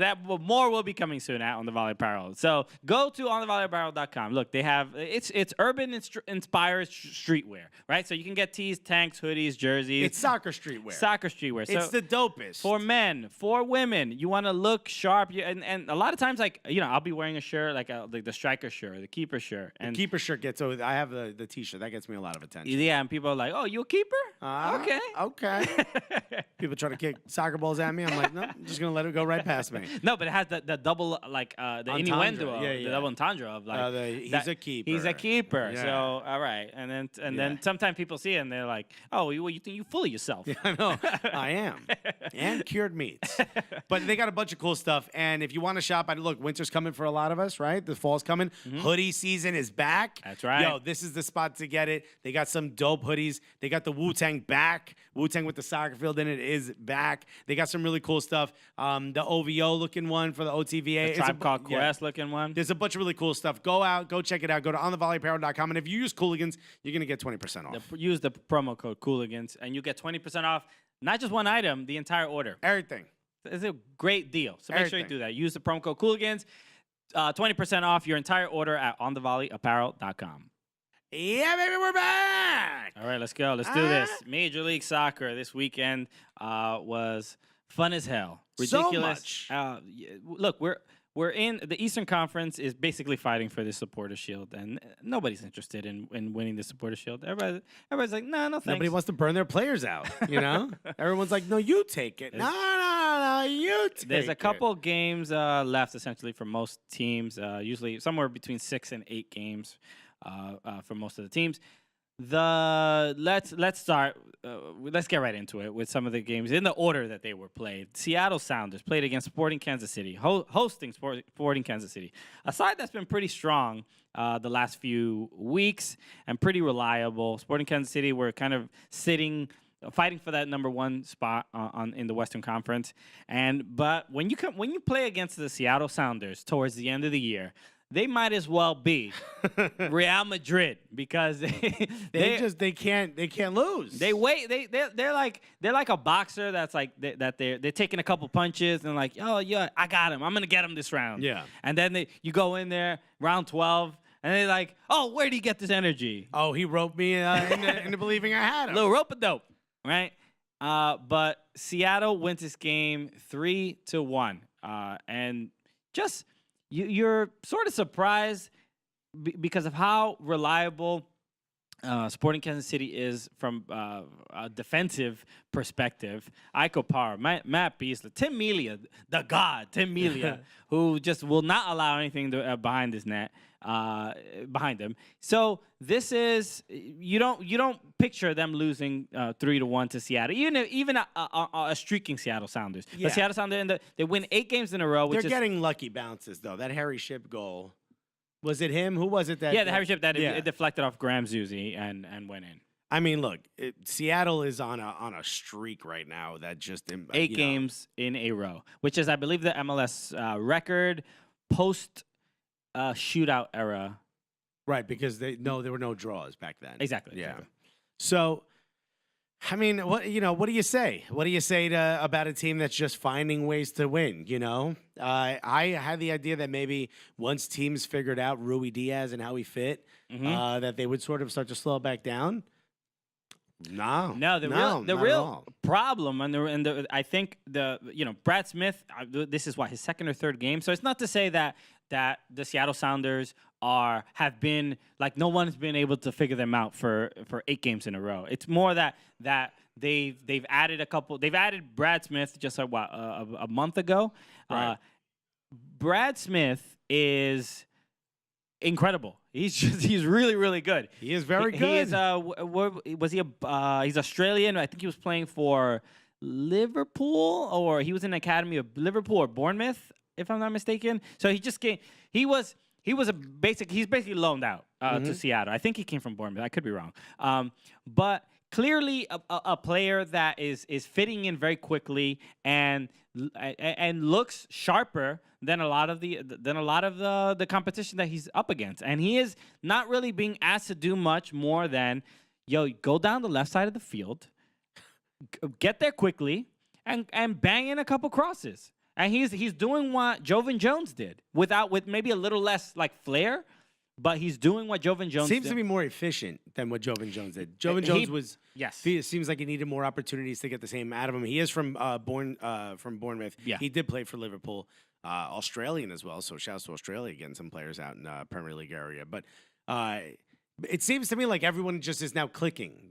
Christian Roldan now has, sort of understands his role a little bit. Rui Diaz is doing what he's supposed to do up top. Really, we need to be talking about Ozzy Alonso. Ozzy Alonso has been on fire. Guano. He's been so sharp. He's the Ozzy Alonso of old, of a few years past, and now we're seeing even more like he was dealing with a bunch of injuries, but he was very insulted by the fact that he wasn't protected in the expansion draft for LAFC.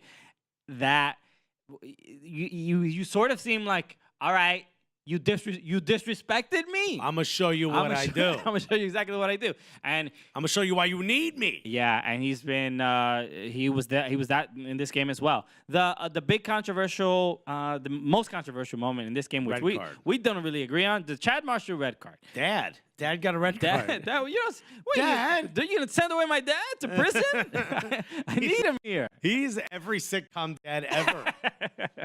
Just the guy who doesn't know how to work the grill. That is exactly what Chad Marshall looks like. So the red card.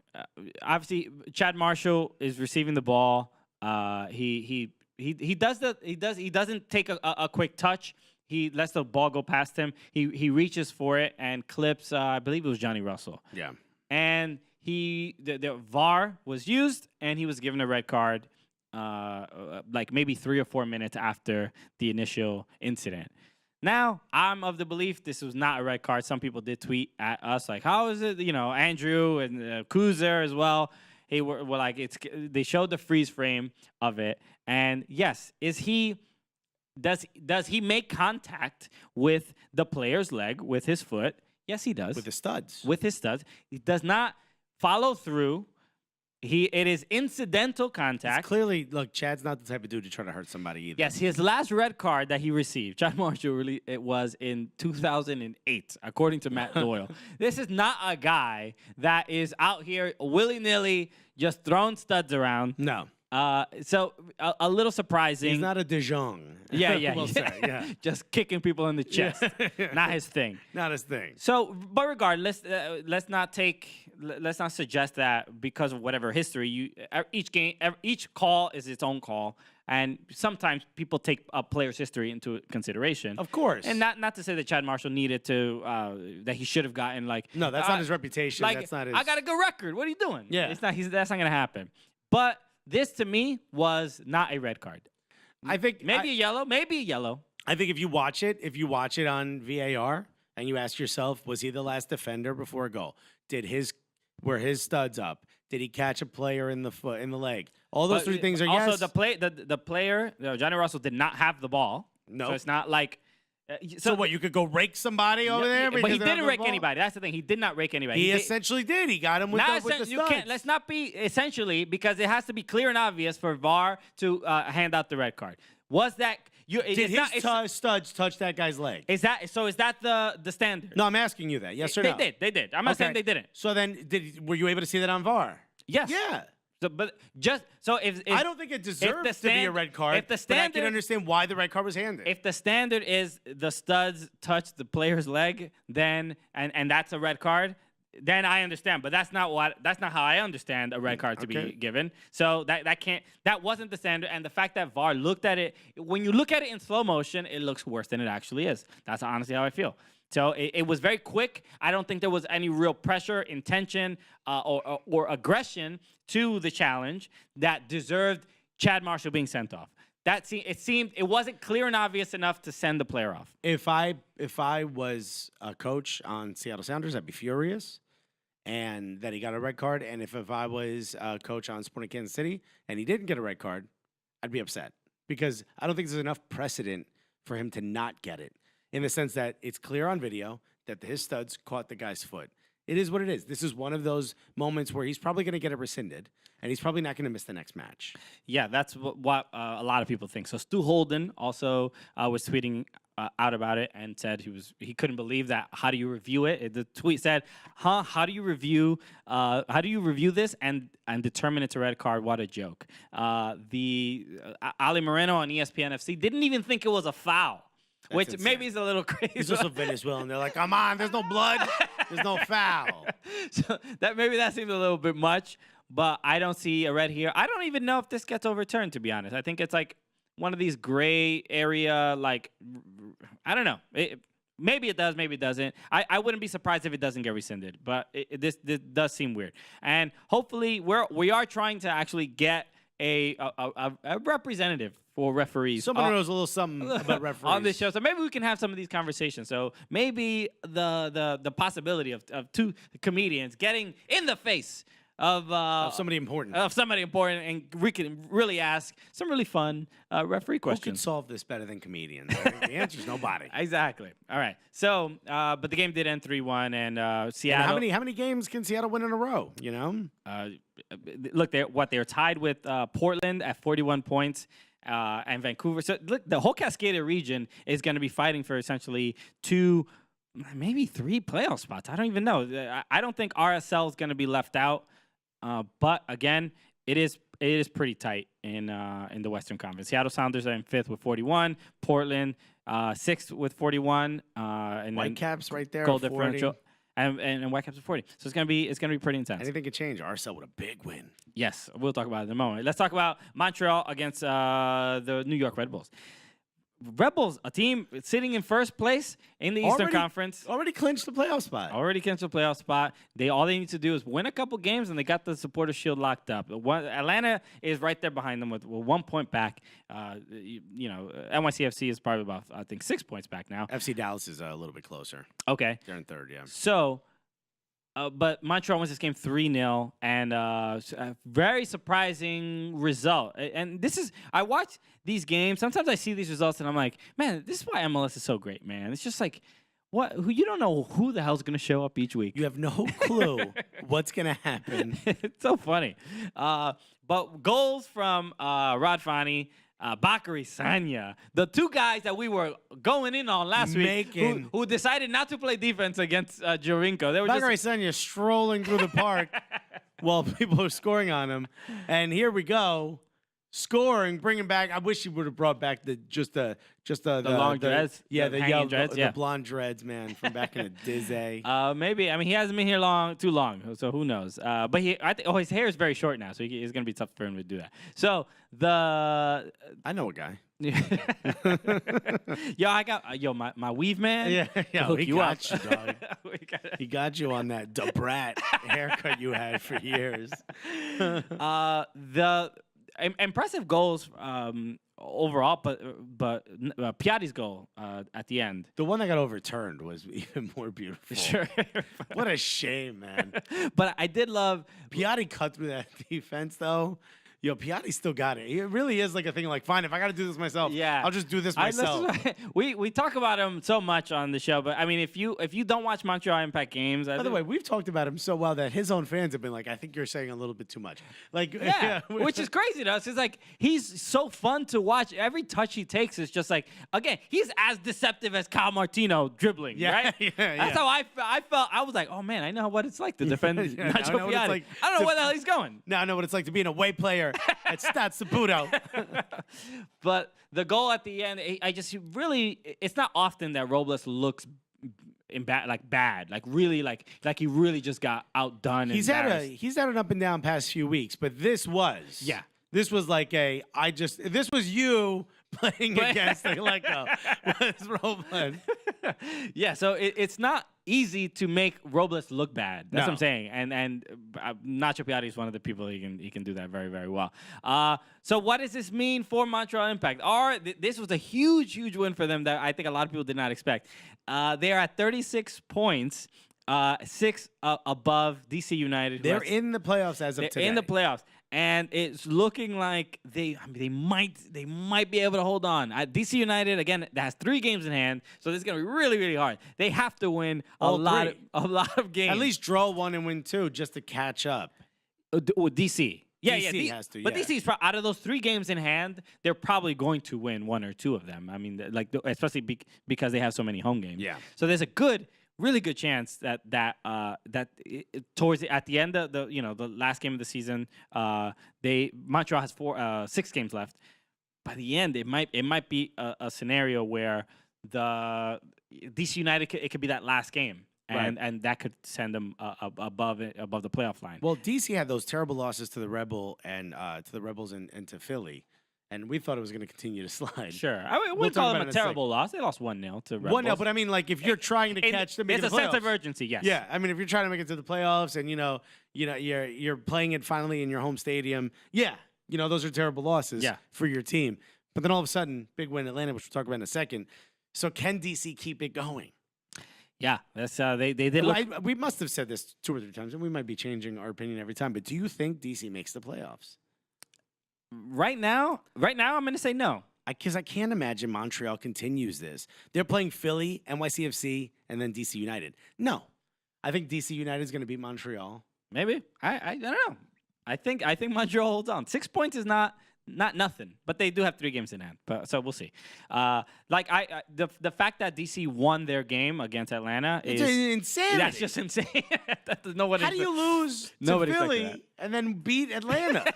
I mean, I know Philly's on the come up. Philly looks like a great team right now, But Atlanta is just like, they're the hardest ones to beat out of those It's three. MLS, bro. Get used to it. Yeah. All right. No one knows anything. And it's amazing. What do you only We seem intelligent and informed. What? That's how difficult it is to read this league. Yeah, only what's his name? Carl Hall? Hall? Clay Clay Hall. Hall. Clay Hall. Clay Hall. Only Clay Hall knows the results. And Water Pistol Polanco. So let's move on. Columbus against NYCFC, a game where again NYCFC was speaking to DC United need to win games. Ugh. NYCFC is like taking the foot off the gas a little bit. They did not look great against Columbus. NYCFC coach Dome Torrent said they have a clever coach. I love this coach. He's one of the best coaches in our conference, in my opinion. They play really, really well. I think they are a candidate to win MLS. Yeah, because they just beat you, bro. That's how you're going to talk glowingly about Berhalter. He's showing some respect. He's like, please take the USMNT job. Oh, by the way, I didn't know this Berhalter's from Bergen County, New Jersey. Oh, that's right. Which I said, clearly then, he must be from North Bergen, which makes him 100% Colombian. He is, I can tell. Just as much as you. I mean, he's your brethren. Parcero. Yeah, Parcero. Berhalter.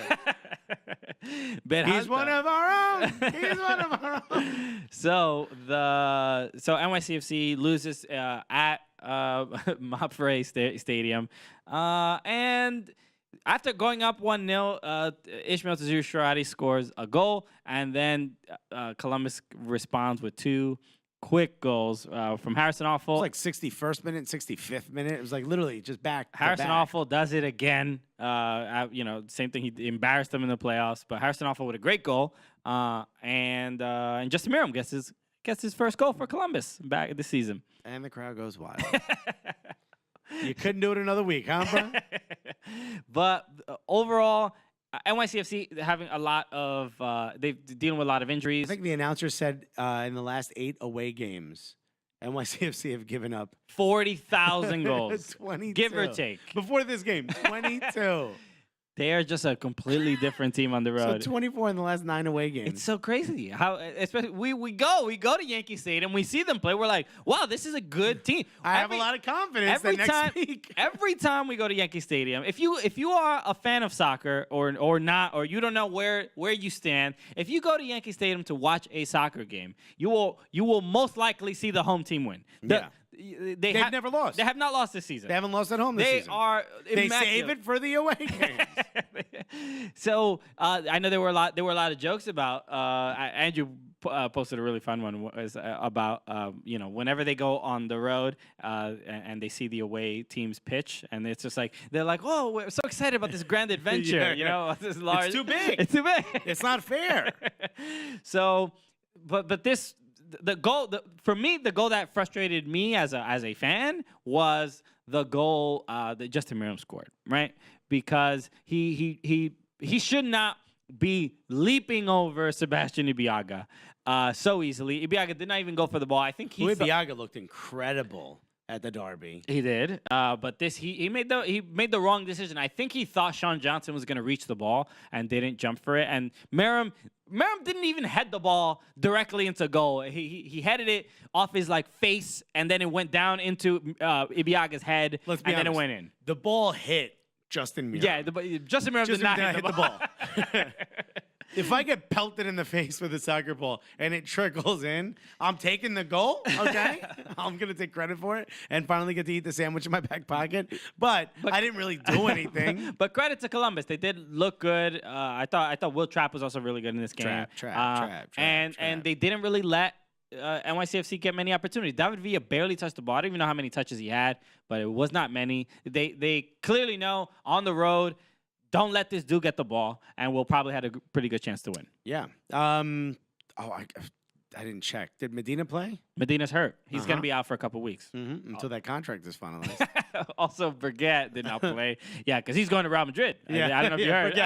Brigette. I mean, they need to score, right? They need to score, so they're having trouble, You got to get Brigette. Shout out to Real Madrid, who did re-sign again. Bringing him back from Lyon. El Dominicano. The Dominicano, DR representing La Liga all day. We gotta get a Cuban in there. We can't have Christian get all the shine out here. Mariano back, taking the number 7. Yeah, I know. So that people are thinking like, oh, this is a little DR7 instead of CR7. That's right. You better show some respect. Ya lo sabe. It was pretty cool. They did the whole announcement, and they brought him out to all the fans. They made it really seem like a big signing, which is kind of dope. It is. It's the biggest signing in the world when a Dominican player is signing for one of the biggest clubs in the world. But it was, honestly, it did touch me a little bit when I saw all the photos of him like thanking all the fans and stuff, and seeing Dominican flags out there. Especially if anyone just knows the cultural history Spain has with the countries they changed the lives of. It's a big deal. It's a really big deal. I saw the photo. I was like, plomo, plomo, plomo, plomo, plomo. I was out there. Oh my God. So proud. He had the what's that thing called? Una guida. All right. All right, next up, let's go to Toronto hosting LAFC. What the Toronto fans don't want to do. We're going to go to Toronto. Man, they can't get shit straight this year. So what a shame, man. They get a brace from Josie Altidore. They lose this game 4-2. Josie bringing it back. That was like 2015 Josie. Sure. Yeah. That was exciting to watch. Playing with a little bit more urgency, but LAFC was just just bodied them. Even through the smoke. Wait, hold on. The goal, like the last goal that Carlos Vela scored. Oh, yeah, was that the one where Toronto's trying to get it at their own half? And then just, I watched that. It was bad. On the train by myself. That was so embarrassing. We were talking about Robles looking bad, but it was Clint Irwin who was in goal this game. Clint Irwin was awful. Oh my God. Dude, one ball just slowly rolled past him. Look, it's so weird because he was a number 1 a couple years ago, right? He was doing well, and then Bono just came out of nowhere. But that goal from Vela at the end. I mean, this is when it was like Lacazette's goal, like a weird angle. It was 3-2. It was in extra time. Josie scored in extra time, and picked up the ball out of the net, ran it back like, come on, let's give them another chance to score on us.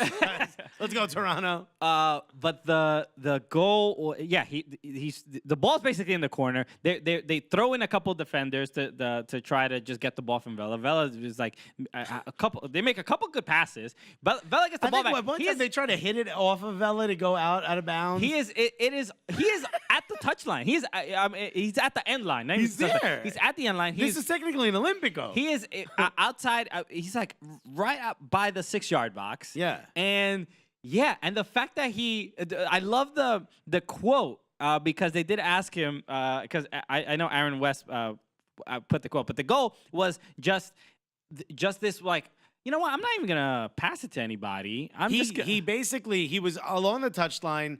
His right foot was basically touching the line. He slowly taps it to his left foot to give him just a slightly better angle, and then he just knocks it in. So this is the exact quote from Carlos Vela that Aaron West tweeted. He goes, I was really tired. I looked around. There was no one there. So I said, I'll shoot. I don't care. Which is what a great is that part of the tactics?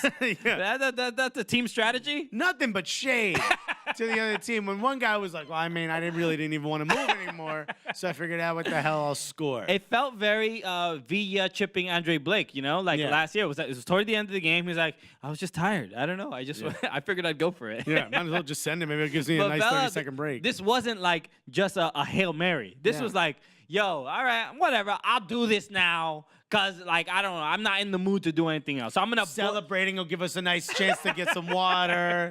So how about I just score now and ruin this team's dream? Let me just put the nail in the coffin and just officially tell Toronto, yo, you ain't welcome in these playoffs. They got 27 points, man. Yeah, it's bad. Toronto, Josie was hurt. And look, next year in the Champions League, they'll know better than to field these weak-ass teams early on. I understand. What are they going to do? We don't have the depth. Look, we saw you. Did you finish watching All or Nothing yet? Of course not. Okay, but Pep complains about this all the time about the fixture congestion and how are we gonna field all these teams and play all these players, and we don't have enough. There's not enough breaks or whatever. So everybody has to deal with this all over the world, especially if you want to be one of the elite teams. So what you have to take into consideration the roster that you do have, the players that you do bring up, the players that you're. But this is the tough part about the better the team you are, the more competitions you're a part of. Yes. So Vanny, he made the decision. So did Major League Soccer, because Major League Soccer did help Toronto in postponing certain games so that they could focus on Champions League. Remember when they gave Montreal a goalkeeper, like, when they played against Pachuca? Yeah. A few years ago. I mean, MLS will do these things, but that doesn't mean that we know MLS, that your T2 team can play in MLS. Well, we know either. that this is probably not the best approach, right? And when you're in a part of these competitions, you can't just let your league go and be like, oh, we'll figure it out after the tournament's over. And they did that, and they're going to miss out on the playoffs because of it. Also, maybe if you weren't, I'm not a huge proponent of it, but maybe if our calendars weren't completely different than everyone else's, this wouldn't be as big an issue. Nah, man, that's fine. We love that. We love the calendar. I don't want to be going to Yankee Stadium in January. Let's ask Hope Solo what she thinks. Who's all these white people? I'm not white. What are you talking about? Don't accuse me of such slander. Let's talk about RSL against LA Galaxy. Well, I mean, what are we going to say about this game? RSL ran the announcers nearly lost their voices from all these goals that were scored. It was embarrassing. Was it 6-1 or 6-2? 6-2, but an early goal from Jonathan Dos Santos in the first minute. Great goal, too. Great goal, but when you see... there's something happens when the LA Galaxy do not deserve to be scoring goals in the first minute because they're defenders who are already very, very lax. Very lax. They're like, oh, we're in the lead. We're in the lead. I haven't even started sweating. I was only sleeping with one eye. Now I can sleep with two. And they took a break, man. Oh man. Also, Rusnak was just like, yo. What if I disrespect everyone here for an entire game? I love Albert Rusnak this year, especially because he is playing with a bit of a chip on his shoulder, right? I think he gets it from his coach, right? He got it from his mom. We know he did that interview a couple months ago. Remember when he said that there were rumors that he might leave the team, or why he was suspended or why he was away, and he was like, don't ask me any of that. You can talk to upper management about it. He was like literally like naming names of like what the issue was. He had the business cards up. These are motherfuckers to eat. He was like, this is why we're having issues with the team or whatever. So he's been playing with a little bit more, much more of a leader. A little bit of a like contract year type game. You know, and I don't even know if it's like a contract year. No, but I mean like that same like someone would play on a contract year. Playing with way more swagger, and RSL did have a rough start to the year. How many? Pecky was suspended for 2 games, 3 games, fines and all this stuff. And they were like, get out of here, baby. You're not welcome here anymore. But I think that's galvanized the team because they're getting results like this. 2 wins in a row where they score 6 goals. It's impressive. They've scored as many goals in the last 2 games as NYCFC's given up in away game in the last 4 away games. So the second goal from Rusnak. I know Krylak got a hat trick. Krylak got a bunch. But look, it's against the LA Galaxy, right? They played the Colorado Rapids and then LA Galaxy. I mean, they might as well be on an international break, right? They could have started the Royal Monarchs, right? The Monarch. They could have started anyone. It would have been worse, I think, for LA, to be honest. 2 games where you scored 6 goals. Also, I'm pretty sure LA Galaxy's formation is a 0-8-2. You know what I mean? Yes, but they just have no defenders. I love it because I love Matthew Doyle responding to tweeting after these games because he's really like, because Michael Ciani he's just like, oh, so I guess he can't play himself out of the lineup, right? There's nothing they can do. There's nothing there. I guess they just don't have anyone else. But we've talked about this before. I guess there's nothing. I guess there's nobody else. But the goal from Albert Rusnak, that second goal is just world class. It's World Star because it's mad disrespectful. Someone should have yelled World Star at the end of that. Yo, that was the 5th goal to put up on LA. And someone, that's when you're up 2 goals and you're like, yo, I'm going to just try this real quick. Somebody, cross came in from, I believe, Marky Delgado. Marky Delgado does not play for RSL. I'm sorry, not Marky Delgado. What's the name I'm thinking of? Not Savarino. What's the guy's name? I don't know. I don't know who assisted on the All right, Marky Delgado. Whoever it was, number 7 on RSL. He sends it. It's kind of curling. This is the kind of thing where it would only go in twice. If you move your foot in this weird way. Which is Savarino. It was Savarino. Yeah. If you move your foot in the sort of the weird way that Rusnak did, or if you're Justin Meram's face. Those are the only times this ball goes in. Because it's coming in with this weird, Look at the bend Justin Meram's face puts on the ball. look at how the blood splatter creates just a little bit of pressure on the bottom. It's sort of this, it has this spin where it looks like a globe spinning at you. Like the ball's coming in. It's not spinning top over bottom. It's spinning east to west. Yes. And then Rusnak kind of hits it with like like top of the foot, like outside of the foot. Kind of the cleats, kind of like the laces. It's just, there's no way this works. It's great. Look, he's a designated player for a reason. That's why he gets paid the big ass bucks, right? But it was impressive, and it was disrespectful. We did have issues. There was Zlatan Ibrahimovic bleeding all over himself. I didn't know lions can bleed, but we did learn that. Somebody tweeted, "This game is amazing." It's just a photo of his bloody shirt as he walks by. Just a shame. It's just weird to see LA this bad. This is one of those games, though, that I would rewatch, even though I know it happened. It's just so fun to watch this game. Yeah, I just seeing Zlatan frustrated and angry is just like it's pure entertainment. It really is. I know Sigi Schmidt doesn't want to hear this. LA Galaxy fans don't want to hear this. They're playing the formation. They went with 3 at the back. You need to go 8 at the back. Nerve of Sigi Schmidt to think that this is a reasonable decision. Well, you know what it is when you overthink it, when you're like, if I push harder, it hurts. Well, what if I don't push at all? And they're like, it's just going to fall apart. It's bad. It's just whatever. Look, we're going to talk about, look, I hope they get 6, 7 spots put on them every week. It's fun to watch. But LA, again, a team that's had so much success throughout Major League Soccer's history. It's a shame to see them this bad and not be that very, very competitive, especially seeing LAFC, who is in 2nd place, I think, in the Western Conference. They're doing amazing. So, which, by the way, I know we talked about LAFC already. We don't forget that they're falling apart at the end of games, that they have to score these things. Sure. So they stop letting teams in. But at least they're doing those things like scoring at the end of games, and they're keeping this sort of momentum going. LA Galaxy, all over the map. You don't know which LA Galaxy is going to show. Most likely it's going to be one without a backline. The game needs to be, for LA Galaxy, the season needs to be 34 games against LAFC, and then they'll get results. Yeah. Because that's the only team they show up for. And every other game, they only play to the 60th minute. You know what I mean? That should help them. All right. So last game we're going to talk about is DC United against Atlanta United. What is happening? Nothing makes sense anymore. Up is down, down is up. DC United wins this game 3-1.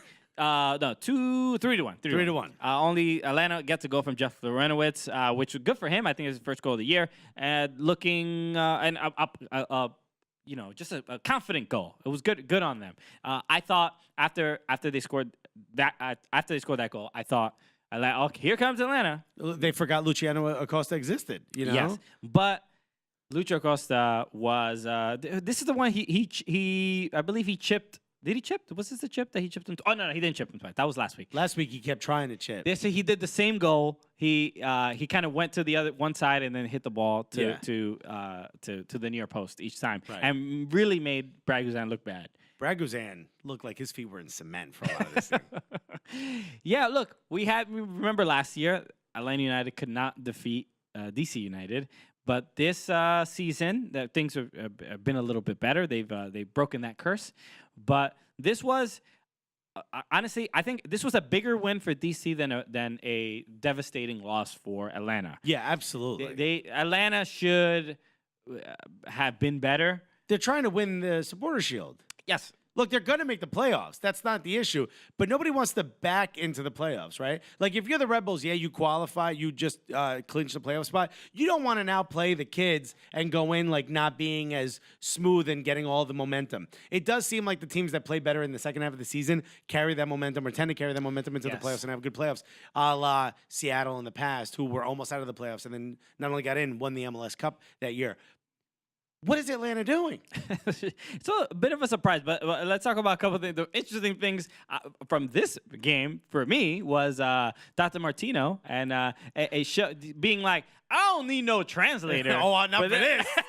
Not for this, because I speak your language fluently. I may not know how to order food, but I can certainly give you some of this smoke right now. Who want the smoke? Because Tata is offering it. Free smoke. Anyone can get it. No joke. So Tata Martino did get caught over the broadcast swearing. And spitting. Which those go hand in hand. Yeah, come on. You can't do one without the other. But not in the intentional spit. What did he spit? No, I'm saying two. Oh, Unless he just said you very emphatically. No, he did not. Maybe spit came out of his mouth, but I did not see. It looked like him he was trying to spit to the ground. No, I don't think that. Right, that's a much bigger accusation. Maybe he's not as gully as I thought.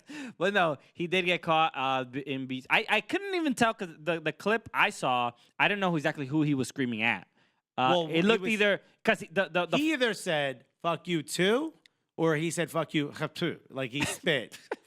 Because that's what he said. This is why this conspiracy show, the soccer conspiracy show. Can we get VAR? Can we get like a gully VAR? Lip reader. But I don't know who he was screaming at specifically. It looked like you see a person in the frame, and it looks like it's the fourth referee.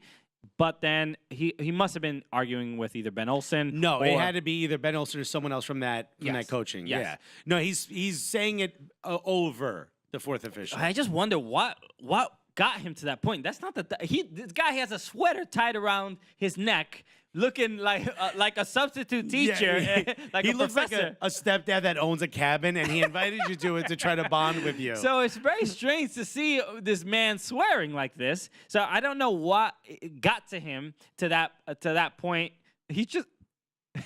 Is he spitting? He's not spitting. Don't know. Let's not put that out into the world. That's not that kind of guy. He's not going to spit. I like to believe he is that type of guy. We're looking at it, but it doesn't look like he is. He says F you too. That's what he says. Oh, okay. That's it. All right. And he looks over like, did that hurt? Did I say it right? So it's like the first time your friend's like, coño tu madre, or like, yeah, tu mamá, and they're like, huh? Did I use it right? It's good to see that.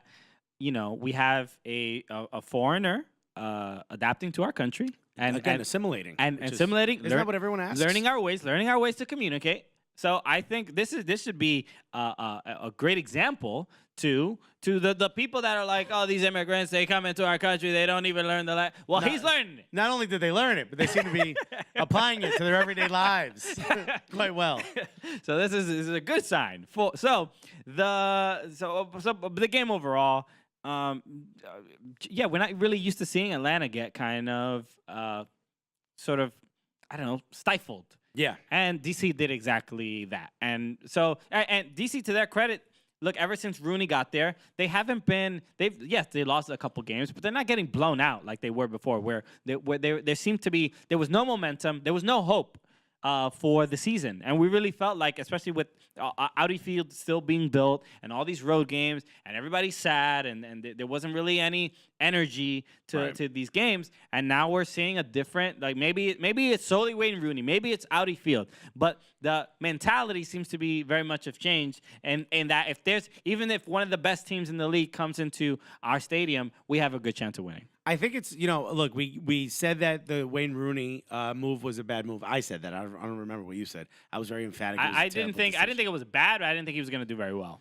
Well, we were both wrong because he's doing great. But I think the one thing that we've seen, and I think we said it on the last podcast, and maybe even the one before that, is Lucho Acosta looks like a completely different player. He looks relieved of some type of stress, and he gets to be who he is. And I think people are like, oh, but look, they're doing with Wayne Rooney and Lucho Acosta. This is a non-MLS player. Like, like non-MLS made players. Like, yo, Lucho Acosta looked like a mediocre MLS talent until he got someone that could feed him the ball in those right positions. And we're seeing Wayne Rooney do more of what he's sort of, I guess, like what he did at Everton a little bit and what he's tried to do in the past, which is kind of be like this sort of roaming playmaker. They call him Man False 9. Yeah. That's what he is. Thank you, AJ Tracy, for explaining exactly what he is. But it's this sort of thing where like him and Lucho Acosta are like interchangeable. And it's a lot of fun to watch Lucho Acosta sort of make those runs because I don't think anyone really knows how to handle them, you know? And he learns from his mistakes. He does a bunch of chips in the last one, and he's like, nah, son, I'm sliding this joint right in. I'm kind of tucking this right in the near post. And he scores. Both great goals. All right. I mean, what do we do? What do you do if you're playing against DC United? How do you now account for both of those? And it's not like it stops there. You got Yamil Assad. You got all these other players. Soccer is not a one player makes you great, but a one player can make you much better if they make the pieces fit together. Yes, you got a strong leader, right? The mentality of the group can be affected, and it's looking again. We don't know. I think DC United. I don't think they'll make it. That's my opinion. I think it's too much of a gap to overcome. It's like FIFA Ultimate Team, when like all the things line up. Yes, green. The chemistry is there. The chemistry is there. Wayne Rooney is also Argentinian, so it works out well. But we know Halter's Colombian. This is my main concern for DC United in that they do have games in hand, and they do have a lot of games at home, but they also have a lot of games condensed because of the schedule. So they're going to be pretty exhausted trying to catch up to Montreal and catch up to Philly. So try to get that. Wayne Rooney didn't play soccer for a year and a half before he came here. I'm embellishing, obviously. But he was at Everton. He scored. He got like 10 goals, I think, 10 goals. All that in the first half of the season because he barely played in the second half. Tried his best. A shocking loss for Atlanta. What are you gonna? I mean, they're not out of it mainly because NYCFC and the Red Bulls all lost. So this was a weird weekend where one of them could have really broken out and had padded their lead a little bit or just made it a little bit more competitive. But now it's still up. I think NYCFC is not going to get the second spot. I think it's going to be first. 1 and 2 is going to be the Red Bulls and Atlanta. NYCFC dealing with their injuries, their bad form the last couple of weeks. All they have to do is put it together before the end of the season. They're not going to miss the playoffs. but they're not going to miss the playoffs. But it is going to be interesting. I think they're going to keep the third spot. They're going to probably end up playing Montreal or DC United in that knockout game. Great. So, but I think this is going to be good for NYCFC. For NYCFC fans that are like, no, doesn't third play fourth, second play fifth, and first play sixth? No, third plays sixth, fourth plays fifth. That's how it is. Because you're the higher seed plays the lower seed. So it's looking like they're going to be hosting. No, I think you're wrong. I'm not wrong because why in any third world? Place fourth, second place fifth, first place sixth. No, Alex, they get the bye. They get a bye. They get a bye. Third place sixth and fourth place fifth. Yeah, you're right. Okay, so look, maybe you need to leave a review and ask questions about how MLS works. Yeah. Can somebody answer this, please? But I think this is a good thing for NYCFC fans because we've seen the level of urgency that they go in when they play their playoff games, because knowing that there's a second leg I think this is going to be better. The urgency is going to be immediate, and they're going to be hosting the game at Yankee Stadium where they play well, and they may not even lose a game going into the playoffs. Or maybe we could just petition to make all the other fields smaller. All right, now these are the ideas we need, right? I mean, done. So we'll see. The playoffs. The Sheik got money. The playoffs are gonna be interesting coming up soon. So we'll talk about those games when they're here. So that is the end of the show. Yeah, another great episode in the books. In the books, in the record book, in the archives. In the archives, in the what is it, Library of Congress, That's right? Where they keep all of our episops. Very nice of them. The Trump Library. They keep all our episodes. just Cat in the Hat books. No, that's probably the reading level is a little too high. Yeah, my bad. That was a little confusing. But listen, please leave a 5-star review. Please say something nice. And please join the Gully Squad. That's what I was about to say. You want to support the Cooligans. Go to soccercooligans.com. Join the Gully Squad. We want you to be Gully just like us. Yeah. And Machine Gun Kelly. and Water Pistol Christian. So we'll get the opportunity to like make more shows, have more for you guys to listen to throughout the week, and just help us grow this Cooligans thing and grow the comedy influence in American soccer. That's all we're really trying to do. And trying to entertain you guys as much as possible. And we could use all the help we can. So feel free. Do that, support us, and you're not just supporting yourself. You're supporting the other listeners who are also listening, helping us get new listeners, and really giving us that opportunity to make this solely a part of our lives, right? Yeah. I want to do stand up and Cooligans stuff. That's it. That's the dream. That is the dream. Absolutely. And we can't get there without a little bit of help. So and when we reach a certain dollar, we'll add that second podcast for sure. Exactly. So tell your friends, especially if you do it. That would be huge if you could share that with everyone else. Share the link. But again, go to soccercooligans.com. By the time you hear this, it'll be up. It would mean a lot to us, and we would love to give you guys a lot more content. All right. So with that said, my name is Christian Polanco. My name is Alexis Guerreros. And together, what are we? The Cooligans! What's up? It's the world champion, Judah Friedlander, and you're watching the Cooligans. Why? Because you're cool. This is what winners look like right here, man. I mean, you're looking at us. Right now with my legs, I just juggled the ball 80,000 times. You missed it. Yeah. He's been playing keepy uppy since I met him. Yep, look faster, guys. Go Team USA.